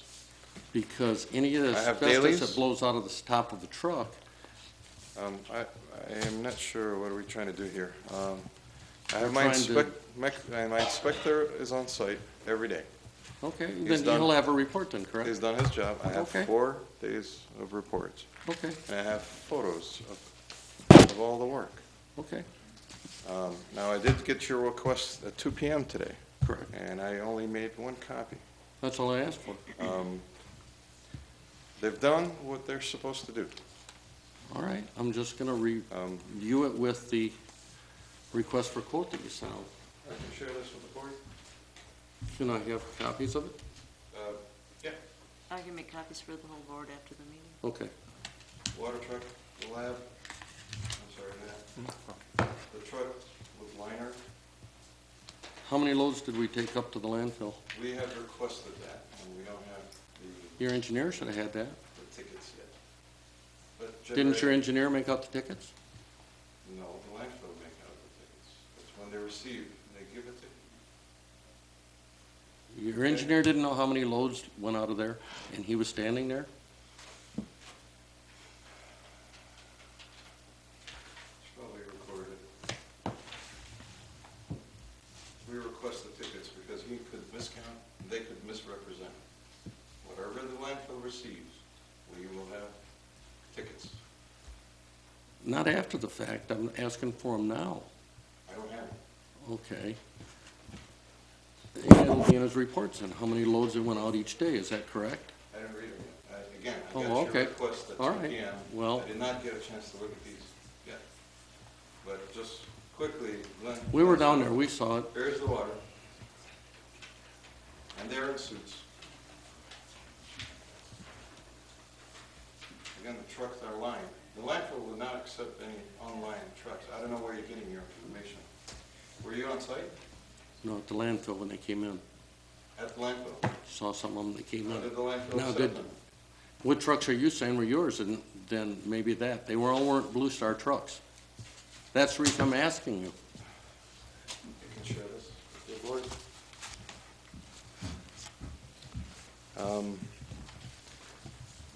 That's what the shippers would have told us whose trucks or what. I'm sorry? That's why I was asking for the shippers, because it would have said if it was Blue Star's trucks or if they used an outside trucking company or whoever, then it would be a lot easier. Blue Stars. We They requested did that. all of their own hauling. We requested all the tickets from Blue Stars. And Mr. Mayor, we can get a report, as Mr. Chartier is asking, we can get a copy of that and a report. Absolutely. And we did request that. Right. Again, I just received the request at 2 PM today, and we were on the phone with them, trying to get them to email that to us. And as of 5:30 today, I did not get anything. So, Okay, as long as you got them, that's all I'm asking for, Samantha. well, no, it sounded like, never mind. Okay. Now, I still have this extra change order at hand. I would like the board direction on it. The job is not complete, and there is a change order. We can't leave a basement empty. No, I did review that today. That's a hazard. And saw, it is a hazard, yes, I agree. And then the topsoil, it's, again, we did not do a survey, so we don't know if it's contaminated or not. But per the DEQ direction, we need to treat everything as asbestos contaminated. And we do need to strip that topsoil. And we're talking $22,000 right now. 22,000 breaking down to strip and stockpile the soil at 5630. Backfill the basement void with fill material, $1,000. Supply and install 490 truck yards of topsoil, $12,000. Seed and mulch, $3,400. And the total is $22,030. Now, again, this is a change order. I would really like to look at the first contract first and go over it again, because the way I read it and the way that you, when you entertained to the contractors who were here for the bidding, that was all gonna be included. Not the topsoil, not the basement. The contract was to remove debris on site. I just said I'd like to read it again. Absolutely, but we have an issue to take care of right now because the project will stay open. And if there are contaminated soil, the DEQ, we would not close the project because they're contaminated soils. Can I suggest that they want to review the contract, any information we can pertaining to this, finishing of this project, and then make a decision as to what we're going to do, probably talk with legal counsel. But in addition, because I did know it right away when I looked at that tonight prior to the meeting, obviously there's a whole, for consideration of safety, possibly, I don't know who could do it, if you could do it, one of our people do it, fence off that area with the orange safety fencing, just to prevent somebody, I don't know if that would be appropriate legally enough, something other than a hole in the ground, which is what it is now. I would not recommend waiting for a month to take care of this. If there is a way that the township can fill that basement, and so we can take that hazard away. Unfortunately, the topsoil- one that, our person, which used to be the deputy supervisor, I guess, had a death in the family, so he couldn't be here for his advice on this also. I'm not suggesting a month necessarily, even if we have to have a special, but just so that we can review the issues promptly and make a decision based on maybe all the data, I think might help make that decision, but I surely understand. I don't, my objective is not to, unless of course. No, we want to get they it want- done, but we want to, I understand fully. it's already cost us way over the Yep. amounts of money we had. But we did dodge a $38,000 fine a day by doing this. Right. So we're trying to do the right thing here. Delaying this another month, I don't know if that's wise. I can't recommend it. But if the board wishes just to address the basement, the quote to fill the basement is only $1,000. Removal of the topsoil is $5,600. Just the removal. Now, the township could hire somebody else to bring topsoil and seed and mulch later on. But my recommendation was at least approve the backfill of the basement for $1,000, and then strip the topsoil and haul it to the landfill for $5,630. And then the restoration is not an issue, is not a safety issue. But to me, that's my recommendation. The board can do whatever the board pleases. 5630 plus 1,000 to fill the hole. $5,630 to strip the topsoil, $1,000 to fill the basement. $6,630. Correct. Pleasure of the board. And I just want, I would rather wait and talk to TK about it before we spend any more township money.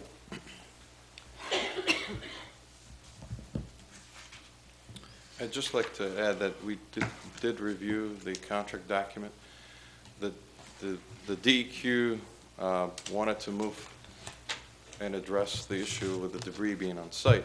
So we put the specs for a contractor to come in on site and remove the debris, complying with the asbestos removal laws. And that's what we did. We did not do a survey. We did not know about the basement. And the snow covered the ground. There's no way for us to know that there's contaminated soil. So that both items were not included in the first bid. Right. I did review my documents, and there's no way that we can tag a contractor for that. So I'd like the board direction on this, so we know what to tell the contractor. I understand. Recommendation of the board. What do you think? I'm not in agreement. You have to put it out for bids over $5,000. Those were the amounts. Not from necessarily, list, this is an existing, Let's talk to TK. sure.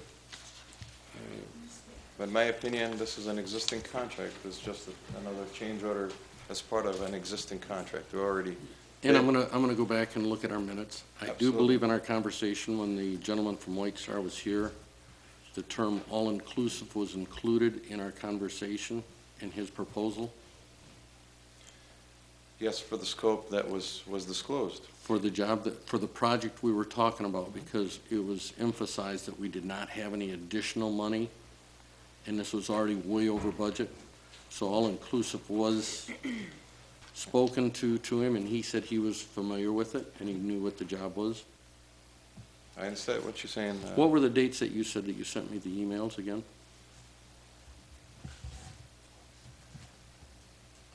Which emails? The ones you said you sent me. I have multiple emails. That, first of all, on the insurance that you said you sent to John, and you said you sent to me. I sent the updated policy to John on Monday, April 13th.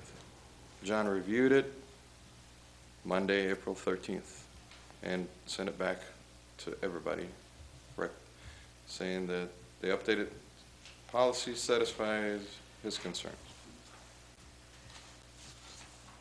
Is that right, John? Would you like to see a copy? Well, yeah. Can I get a copy of that with a picture? Absolutely. Oh, you got it. She's in I the talked top. to the insurance agent and expressed my concerns over the workers' comp issue. She indicated that they would review it and they would talk to the bidder. And then she contacted me within a day or so. I advised that the bidder would come in and review the coverage for the following April 2016. Well, I very seldom miss one of your emails, but I, for somehow, didn't get Surmed's on that. And I have gotten other ones from you, Surmed, so, The change order was submitted from Blue Star on May 7th, and I sent it to the board on May 8th.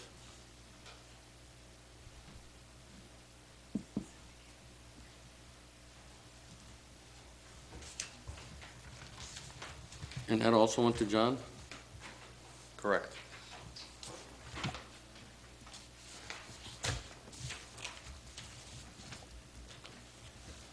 And here are copies of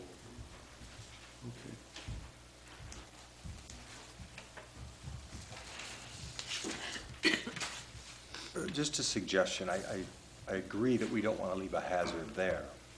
I surely don't want to wait a month to deal with that issue. However, I understand the concerns here of the board, and I don't like the special meetings. But the suggestion that we review the issues, contracts, paperwork, emails, whatever we want to discuss or review as a board, and then very promptly, I think for the benefit of the citizens, make a decision to at least mitigate the problem that's there. I mean, I don't know how long that hole's been there, Sir Med, a week? They've finished their, this was the last day, I believe Wednesday they were out, so it's been a week. A week. I don't, for the benefit of our township or anybody, I don't think we should leave it for a month, but, I don't either, but it's been there for a week. right, so, but is that an idea maybe to I don't like Hopefully get it specials? within another week, or 2 weeks. Well, that's at what I the mean, most. if we can do it Yeah. before, not go a month, but then have a Oh, special maybe to not. address Oh, it so yeah. that we can give you a, I mean, it's not like the equipment's sitting there and they're waiting and they're on hold. They this left, is a suggestion. they left some equipment because we didn't have a direction for them, Right. yea or nay. There's no equipment there now. There's no equipment there. We were there tonight, just before the meeting. Yeah, that's everything. Maybe it's just empty. the containers. They, Wow. as of last week, the containers were there, and maybe they removed them. 3 empty containers there. Yeah, I just don't like to delay for safety issues, Ken. Death is a horrible thing. If you have a better suggestion, I did. We'll wait, we'll talk to TK. I'm gonna also review what it was, go over what Blue Star told us, all-inclusive, and maybe get him to interpret what that means. Because we were short on money to start with, and we were way over. yeah, let me just say this. They were contracted to remove the debris that was piled on site. They did that. They discovered a basement that nobody knew about, and they did remove the debris from the basement. Sir Matt, That's can we being wait inclusive. till TK talks to us? I just And want we to, review the contract? again, back to the house. You've got your way with of the thinking 5 about it, rooms. and we've got our way of thinking about it. Yeah.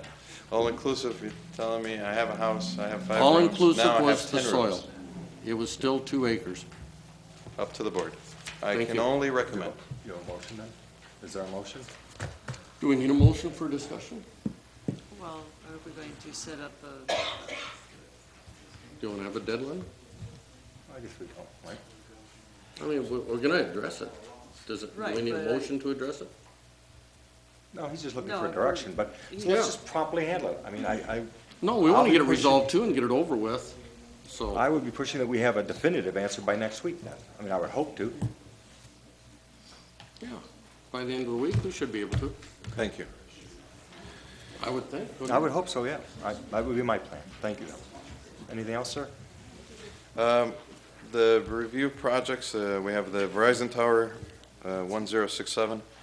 There was a site plan review on May 13th, and there was a PUD application that was tabled on April 22nd at the PC meeting.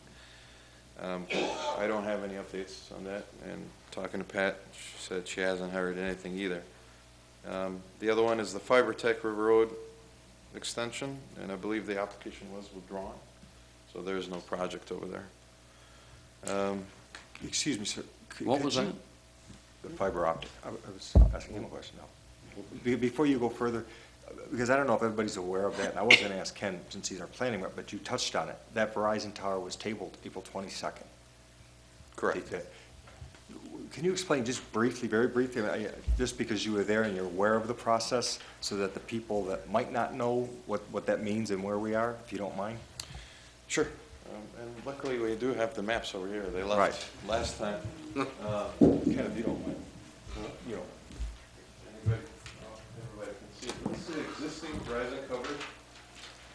And see this green, yellow, and purple coverage. Green is the highest, and yellow is second, and then third tier is the purple. That's the weakest signal that they have. This white area over here is dead. There's no coverage at all. So Verizon came in and tried to cover that white area over here by putting a tower over here. And you can see that it's spread out, trying to cover that white area. And they applied for a couple things, and John, correct me for the terminology. There's a PUD and a site plan were submitted for the Planning Commission for review and consideration, and there were some terminology and discrepancy. John, Yeah, why don't you? what they've made application for is a conditional rezoning. It's an R1 district. A cell tower is permitted under our ordinance in an A1, a commercial or industrial. So in order to put a cell tower there, you'd have to have the correct zoning. There's a zoning procedures now that were put in place by the Zoning Enabling Act. It's called a conditional rezoning. I won't go through all the procedures, but they applied for that. They applied, and if they got the rezoning, if in fact they ultimately get the conditional rezoning, then it would be to an A1, but then they would have to still get a special approval land use, because under our ordinance, even if you have a cell tower, it is a special approval land use, which requires approval by the planning commission, a recommendation which goes in. So they made an application contingent upon if they got the conditional rezoning, because we explained to them, if you don't get the conditional rezoning, you don't get the special approval land use. And along with the special approval land use, they agreed that they would submit and seek site plan approval to the planning commission. So that's what was submitted. Public hearing was held, was it April 22nd? April 22nd. Then the board, after the closing of the public hearing, hearing yea or nays in terms of the objections or people who were in support of it, closed the public hearing. The board then had the regular meeting, at which time they chose to table it in order to assimilate all the information that had been provided and the comments that have been made. And it's up on May 27th for further consideration by the planning commission. If and when the planning commission, the planning commission will have to make a decision and make a recommendation, which then will go to the county planning. They have 15 days in which to voice any objections or any opinions with respect to that. Then it goes to the Township Board. The Township Board then can consider it. The Township Board, at their option, can have a public hearing again, or they can take action on it. So that's where the process is at. So, Thank you, John. And then Can I ask you a question Sure. on that? I don't think there's anybody here that's concerned with the Verizon tower tonight, but with your experience in the engineering, with the question being so close to that house and the road, could Verizon virtually put their tower a little bit further west down the hill and make the tower a little bit taller and still have the same effect for them without making it such an issue for local people if they went out in the woods? I mean, are you familiar with yes. the cell power? Could they make their tower a little stronger, a little taller, and still get the same effects? That's question one. Then the second question before you answer that. Yep. The other thing that was discussed with them, and I think the township was, is there a possibility that that tower could actually come over here behind the township hall, if it was taller and more powerful, and still do the same thing? The first question, yes, they can move it. It's a fluid thing. And the tower could be tweaked, height, equipment, anything could be changed. The second question, per their reply, and I believe the same question was imposed to them at that time. It was to them, that's why, Yep. since they're not here, someone else's opinion other than a seller. Correct. They have done their homework, and they studied few sites. We don't know how many, they mentioned 3 maybe, or 4. But it's up to them. They are the owner of the utility. Where they gonna pick where to put their tower? Well, it might be more costly, but could it be done if you took the cost factor out? Anything. In your opinion? Anything is possible. That's all, just, it's not like that's gonna be the decision maker, but I mean, when they're trying to say this is the only spot and all that. Yeah, they come from the point that it's their facility. They've done their homework. They've studied several areas, and they picked a site. Their position is that, and this is their position, it's not. Correct. Their position is that they did look at the site over here by the township hall, so that would not, according to them, that would not service the area that they're attempting to convert from a dense zone into more, significantly more coverage. As I indicated to the planning commission and correspondence, if people object to what's being presented, it's not a matter of people voicing their opinion. It requires science. So and I don't think the township is in a position to hire cell phone tower experts at this point in time to go through and make that determination.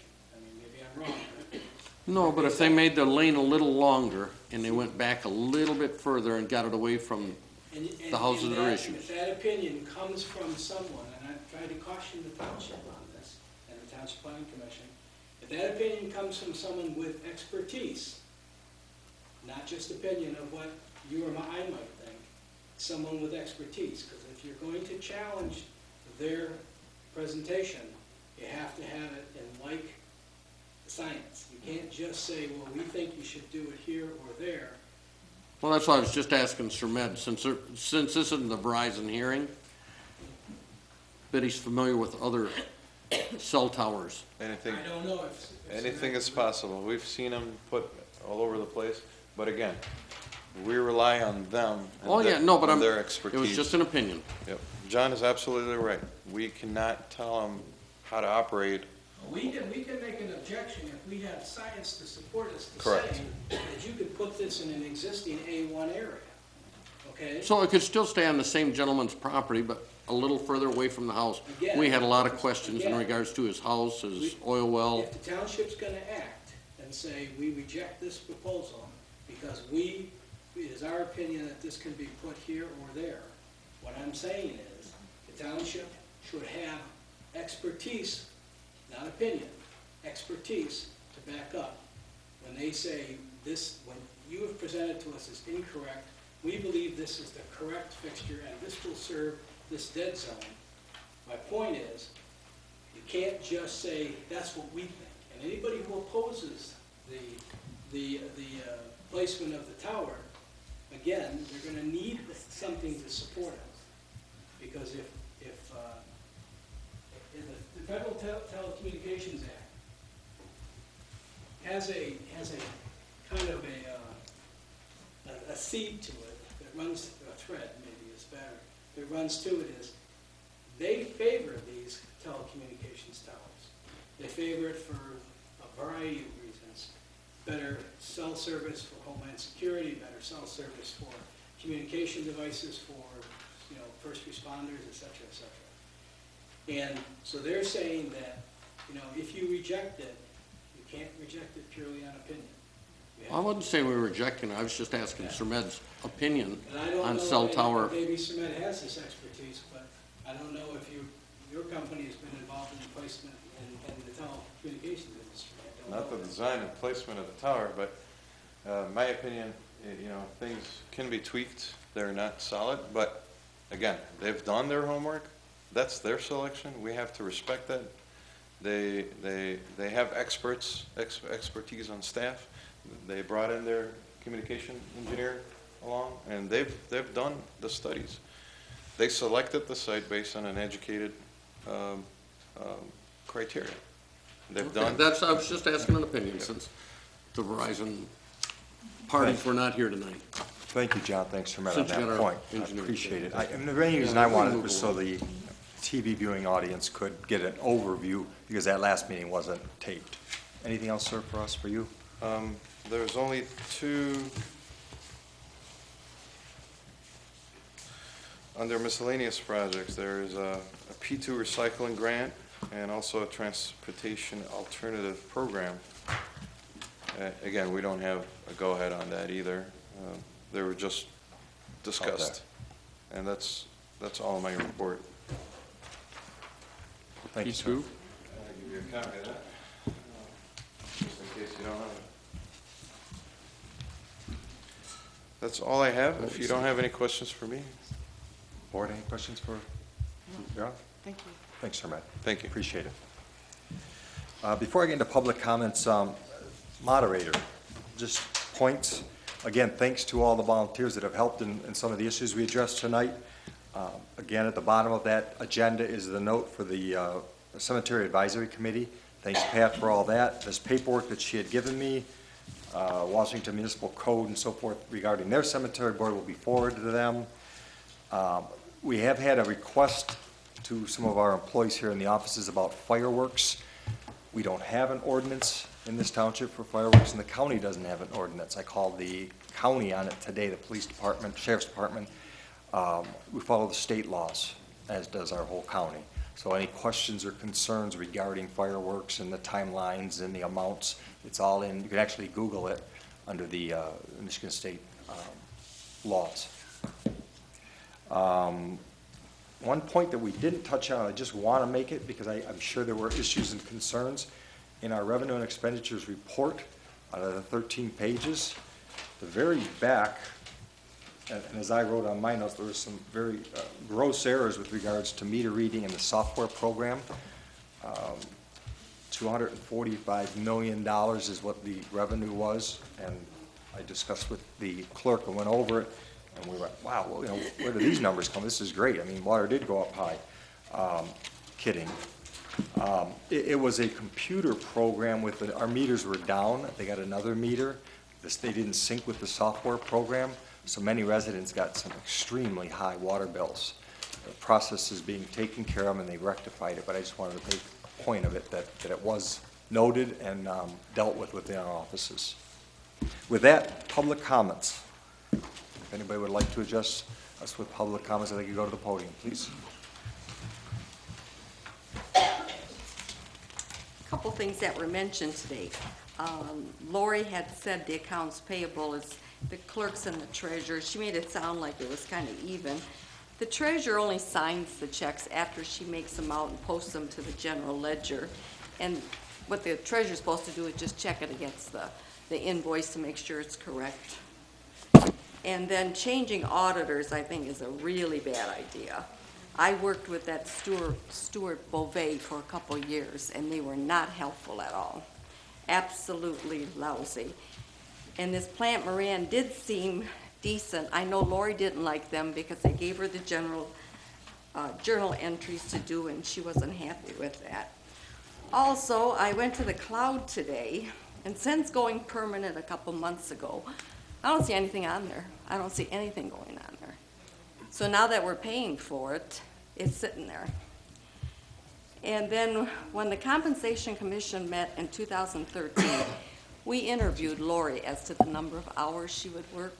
It was supposed to be 35 to 38 hours a week, which I doubt she's doing because she can't seem to keep up with her work.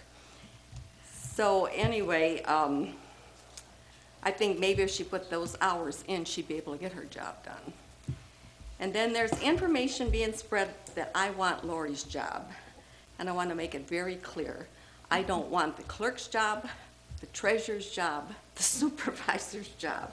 There is a resident going around stating this, and I'm very upset about it.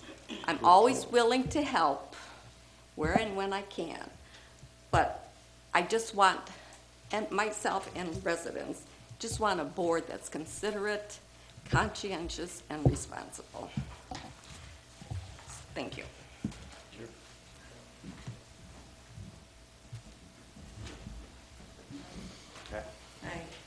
I have two comments. Regarding the credit card, I have spoken with the treasurer from Casco. I happen to know her for many years, and she always is interested in what's going on in our township. And she informed me that their supervisor does not have a credit card. I was talking to Jay DeBoyer recently, and he said when he was supervisor in Clay Township, he did not have a credit card. So just, I haven't called around. I'd like to check and see if other supervisors have credit cards. I don't see the point. Our supervisor was doing a lot of lunches, and I think people should be buying us lunch. We're a small town. We have nothing to offer them. They should be offering us something. And my second comment is Sandy's residency. I find that not the same as Kelly's lack of residency. And everybody knew at the last meeting, including our attorney, that Kelly had moved out on Easter weekend and moved out of the township. This is the second time she's done that. And being evicted from an apartment is not the same as a mom doing what she has to do rightfully for her family. And I can tell you in my past experience, it is hard to get a rental in this township and for a family, because we did that when we bought property here. But besides that, I don't think that it's well known that Kelly was warned that in the parking lot there was a lot of noise and stuff going on because of drinking, and that that was a warning, and the second warning was when she was evicted. So I don't think you can even compare that with our supervisor's history of having excuses for her, where we have our treasurer is definitely, hers is a personal problem. She is representing our township, but she's not misrepresenting us with lack of dignity. And that, to me, there is no comparison. At least I just really feel that the treasurer has a family to consider. And, okay, I think she needs a full-time job, because who's going to take care of her kids? Is the state going to take it over and help her raise, feed her children? She did not bring this on herself. It is a family, personal issue. Besides that, she owns property in this township. She pays taxes in this township. Her son has a driver's license, which is in this township, his address for it. So and it's a personal problem what her and her husband are doing between that. That is not our business. And she's kept it quiet. She is not going to go talking to everybody about her personal business. And I don't think it's our business. It's when it becomes public, as far as the drunkenness, being evicted. I don't see how there's any comparison dignity-wise in that situation. So. Thank you. I was gonna get Barb? Hello, how are you? You ready? Yep, go ahead. Okay. So, in taking what you said, Matt, tonight, you're trying to be diligent with the budget, watch our money, but none of you shut the credit card off. She was still using it in January. Does anybody have the credit card, or is it locked up in the St. Clair County jail area? Anybody know where it's at? We've asked since January. How hard is that? None of you thought to call other townships? Interesting. So, with that being said, Lori, I hate to say it, but you knew that credit card, you pay the bills. So I look at what you as well do. You spent so much time and effort trying to find out that, the treasurer doesn't live here or does live here. How do we know? But I did some FOIAing, and we should be very thankful to Marine City. You said in the paper you haven't paid a late bill since August. There was one in February, February 11th, for the water and sewer bill. And I FOIA'd that and received back from there that they waived the late fee. So we should be very thankful. I would think that if anybody in these buildings, do your job. That's all we ask. We said in November we were raising the bar, and we are, clearly. And then to find out, that in May of 2014, Zermed gave a recommendation to the supervisor to have an asbestos test, and what'd she do with that? Throw it in the garbage? Did she even look at it? And look what it's costing us. Where are we gonna get the money? Anybody? Nobody has the answers. So I would hope that, again, you guys would look at that credit card. A supervisor does not need the credit card. I don't have a problem with Lori having it. I don't have a problem with the treasurer having it. I have a problem with her having it because she doesn't seem to keep it to township business. It's only my opinion. Well,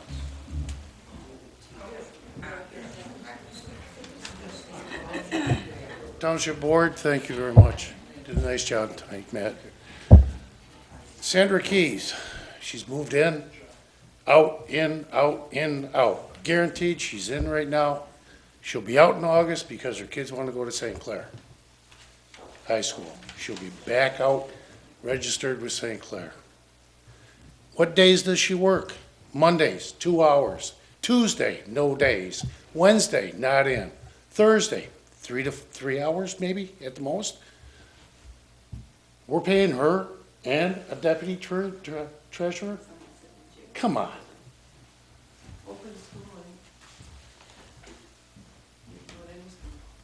we have someone else.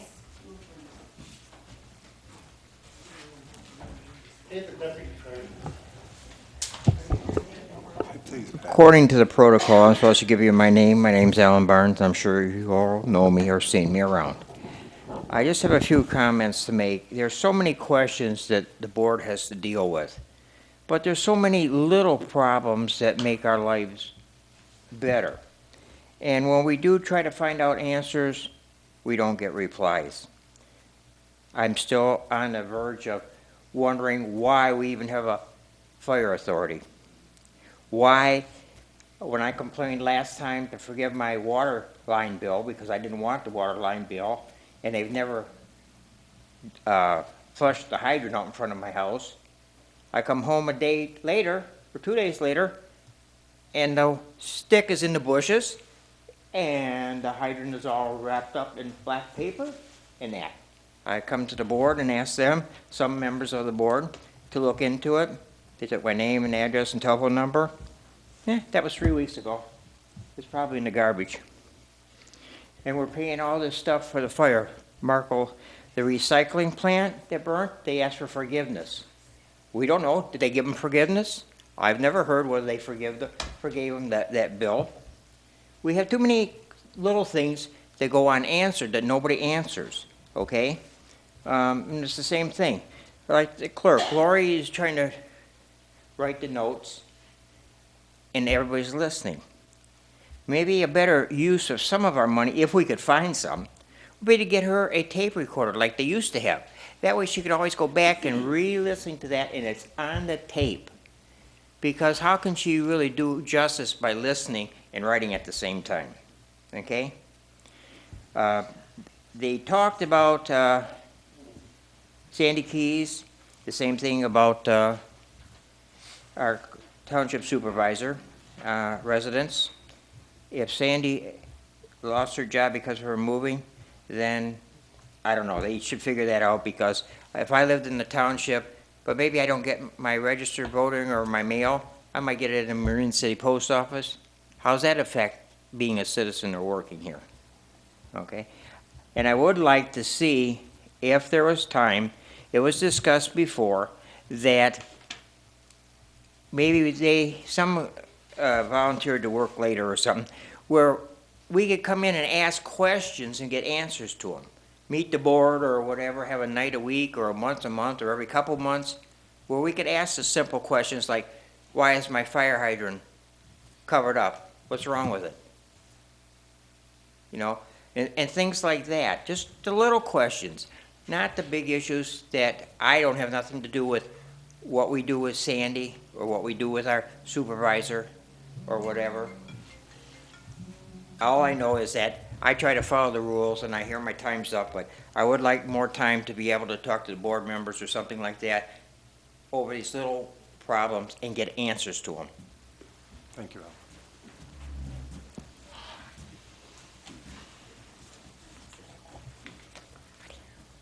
All right, I just want to make a comment on the basement and the 3 inches of dirt being removed. And I agree, I do remember something being said about the dirt being removed. However, whether it was said, it wasn't said, the bottom line is, there's a hole sitting there. Sir Med came to this board and said, there needs to be an asbestos test done. Whatever happened, there wasn't one done, and we're talking tens of thousands of dollars it's cost us. He has now said to this board, there is a hole in the ground somebody can fall in, and there's dirt that needs to be removed. I understand not wanting to pay to put the dirt back down, grass seed, who cares at this point? That hole needs to be filled in, because when somebody falls in that hole, we're gonna be talking about $5,000, $6,000 that we can later on go back and say, listen, it was in the contract. And also, at the last meeting, Kelly had said that the board didn't vote to have those tore down. Whatever happened, somebody went down there and tore them down. I'm curious, and I have asked a couple board members, why are we not looking into making that company reimburse us for what it's costing us to clean up the mess, if in fact this board had no idea they were going to tear it down and he kind of went on his own and did it? Just something to look into. It's costing us a fortune and somebody should be liable, and if truly nobody told him to tear it down, then why is this board not looking into going after them for some of the money?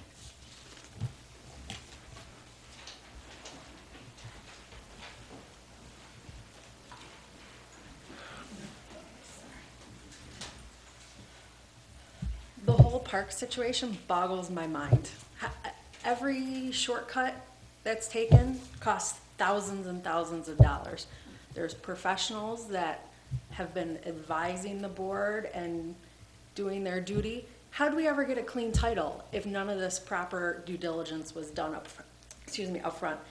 And secondly, any site that's contaminated requires removal of the soil. How is that not part of the bid? I'm not even a specialist on any of that, but anytime there's contamination in a site, it requires removal of the contaminated dirt. That's it.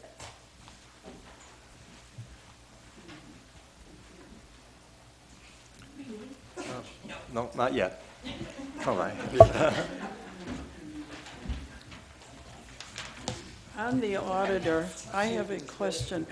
Why wasn't this auditor put on notice in January? Because you close your fiscal year the 31st of March, and they should have been working with you to do that closing so that you don't have all those journal entries. April, everything in April is going to have to, that were bills for the prior year, are going to be journal entries going back to put them where they belong.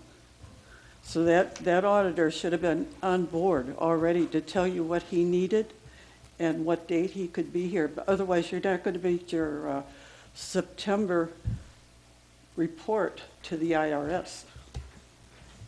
And since it's been lost, not on time previously, you had to pay the auditors to do it. You can do it here. It's on the program on the computer, because I did it. Thank you. Ellen.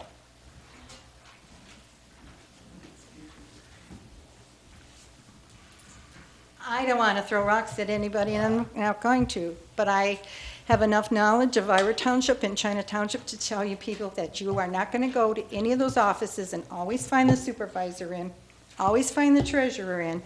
They split and share at China. And I've worked there for elections both places and heard those people talk about how the supervisor maybe shows up 2 days a week. And you got the same situation at Ira. So our people, I think, are here longer than those other 2 townships. So I'm just saying that. Thank you. Anybody else? Nobody else?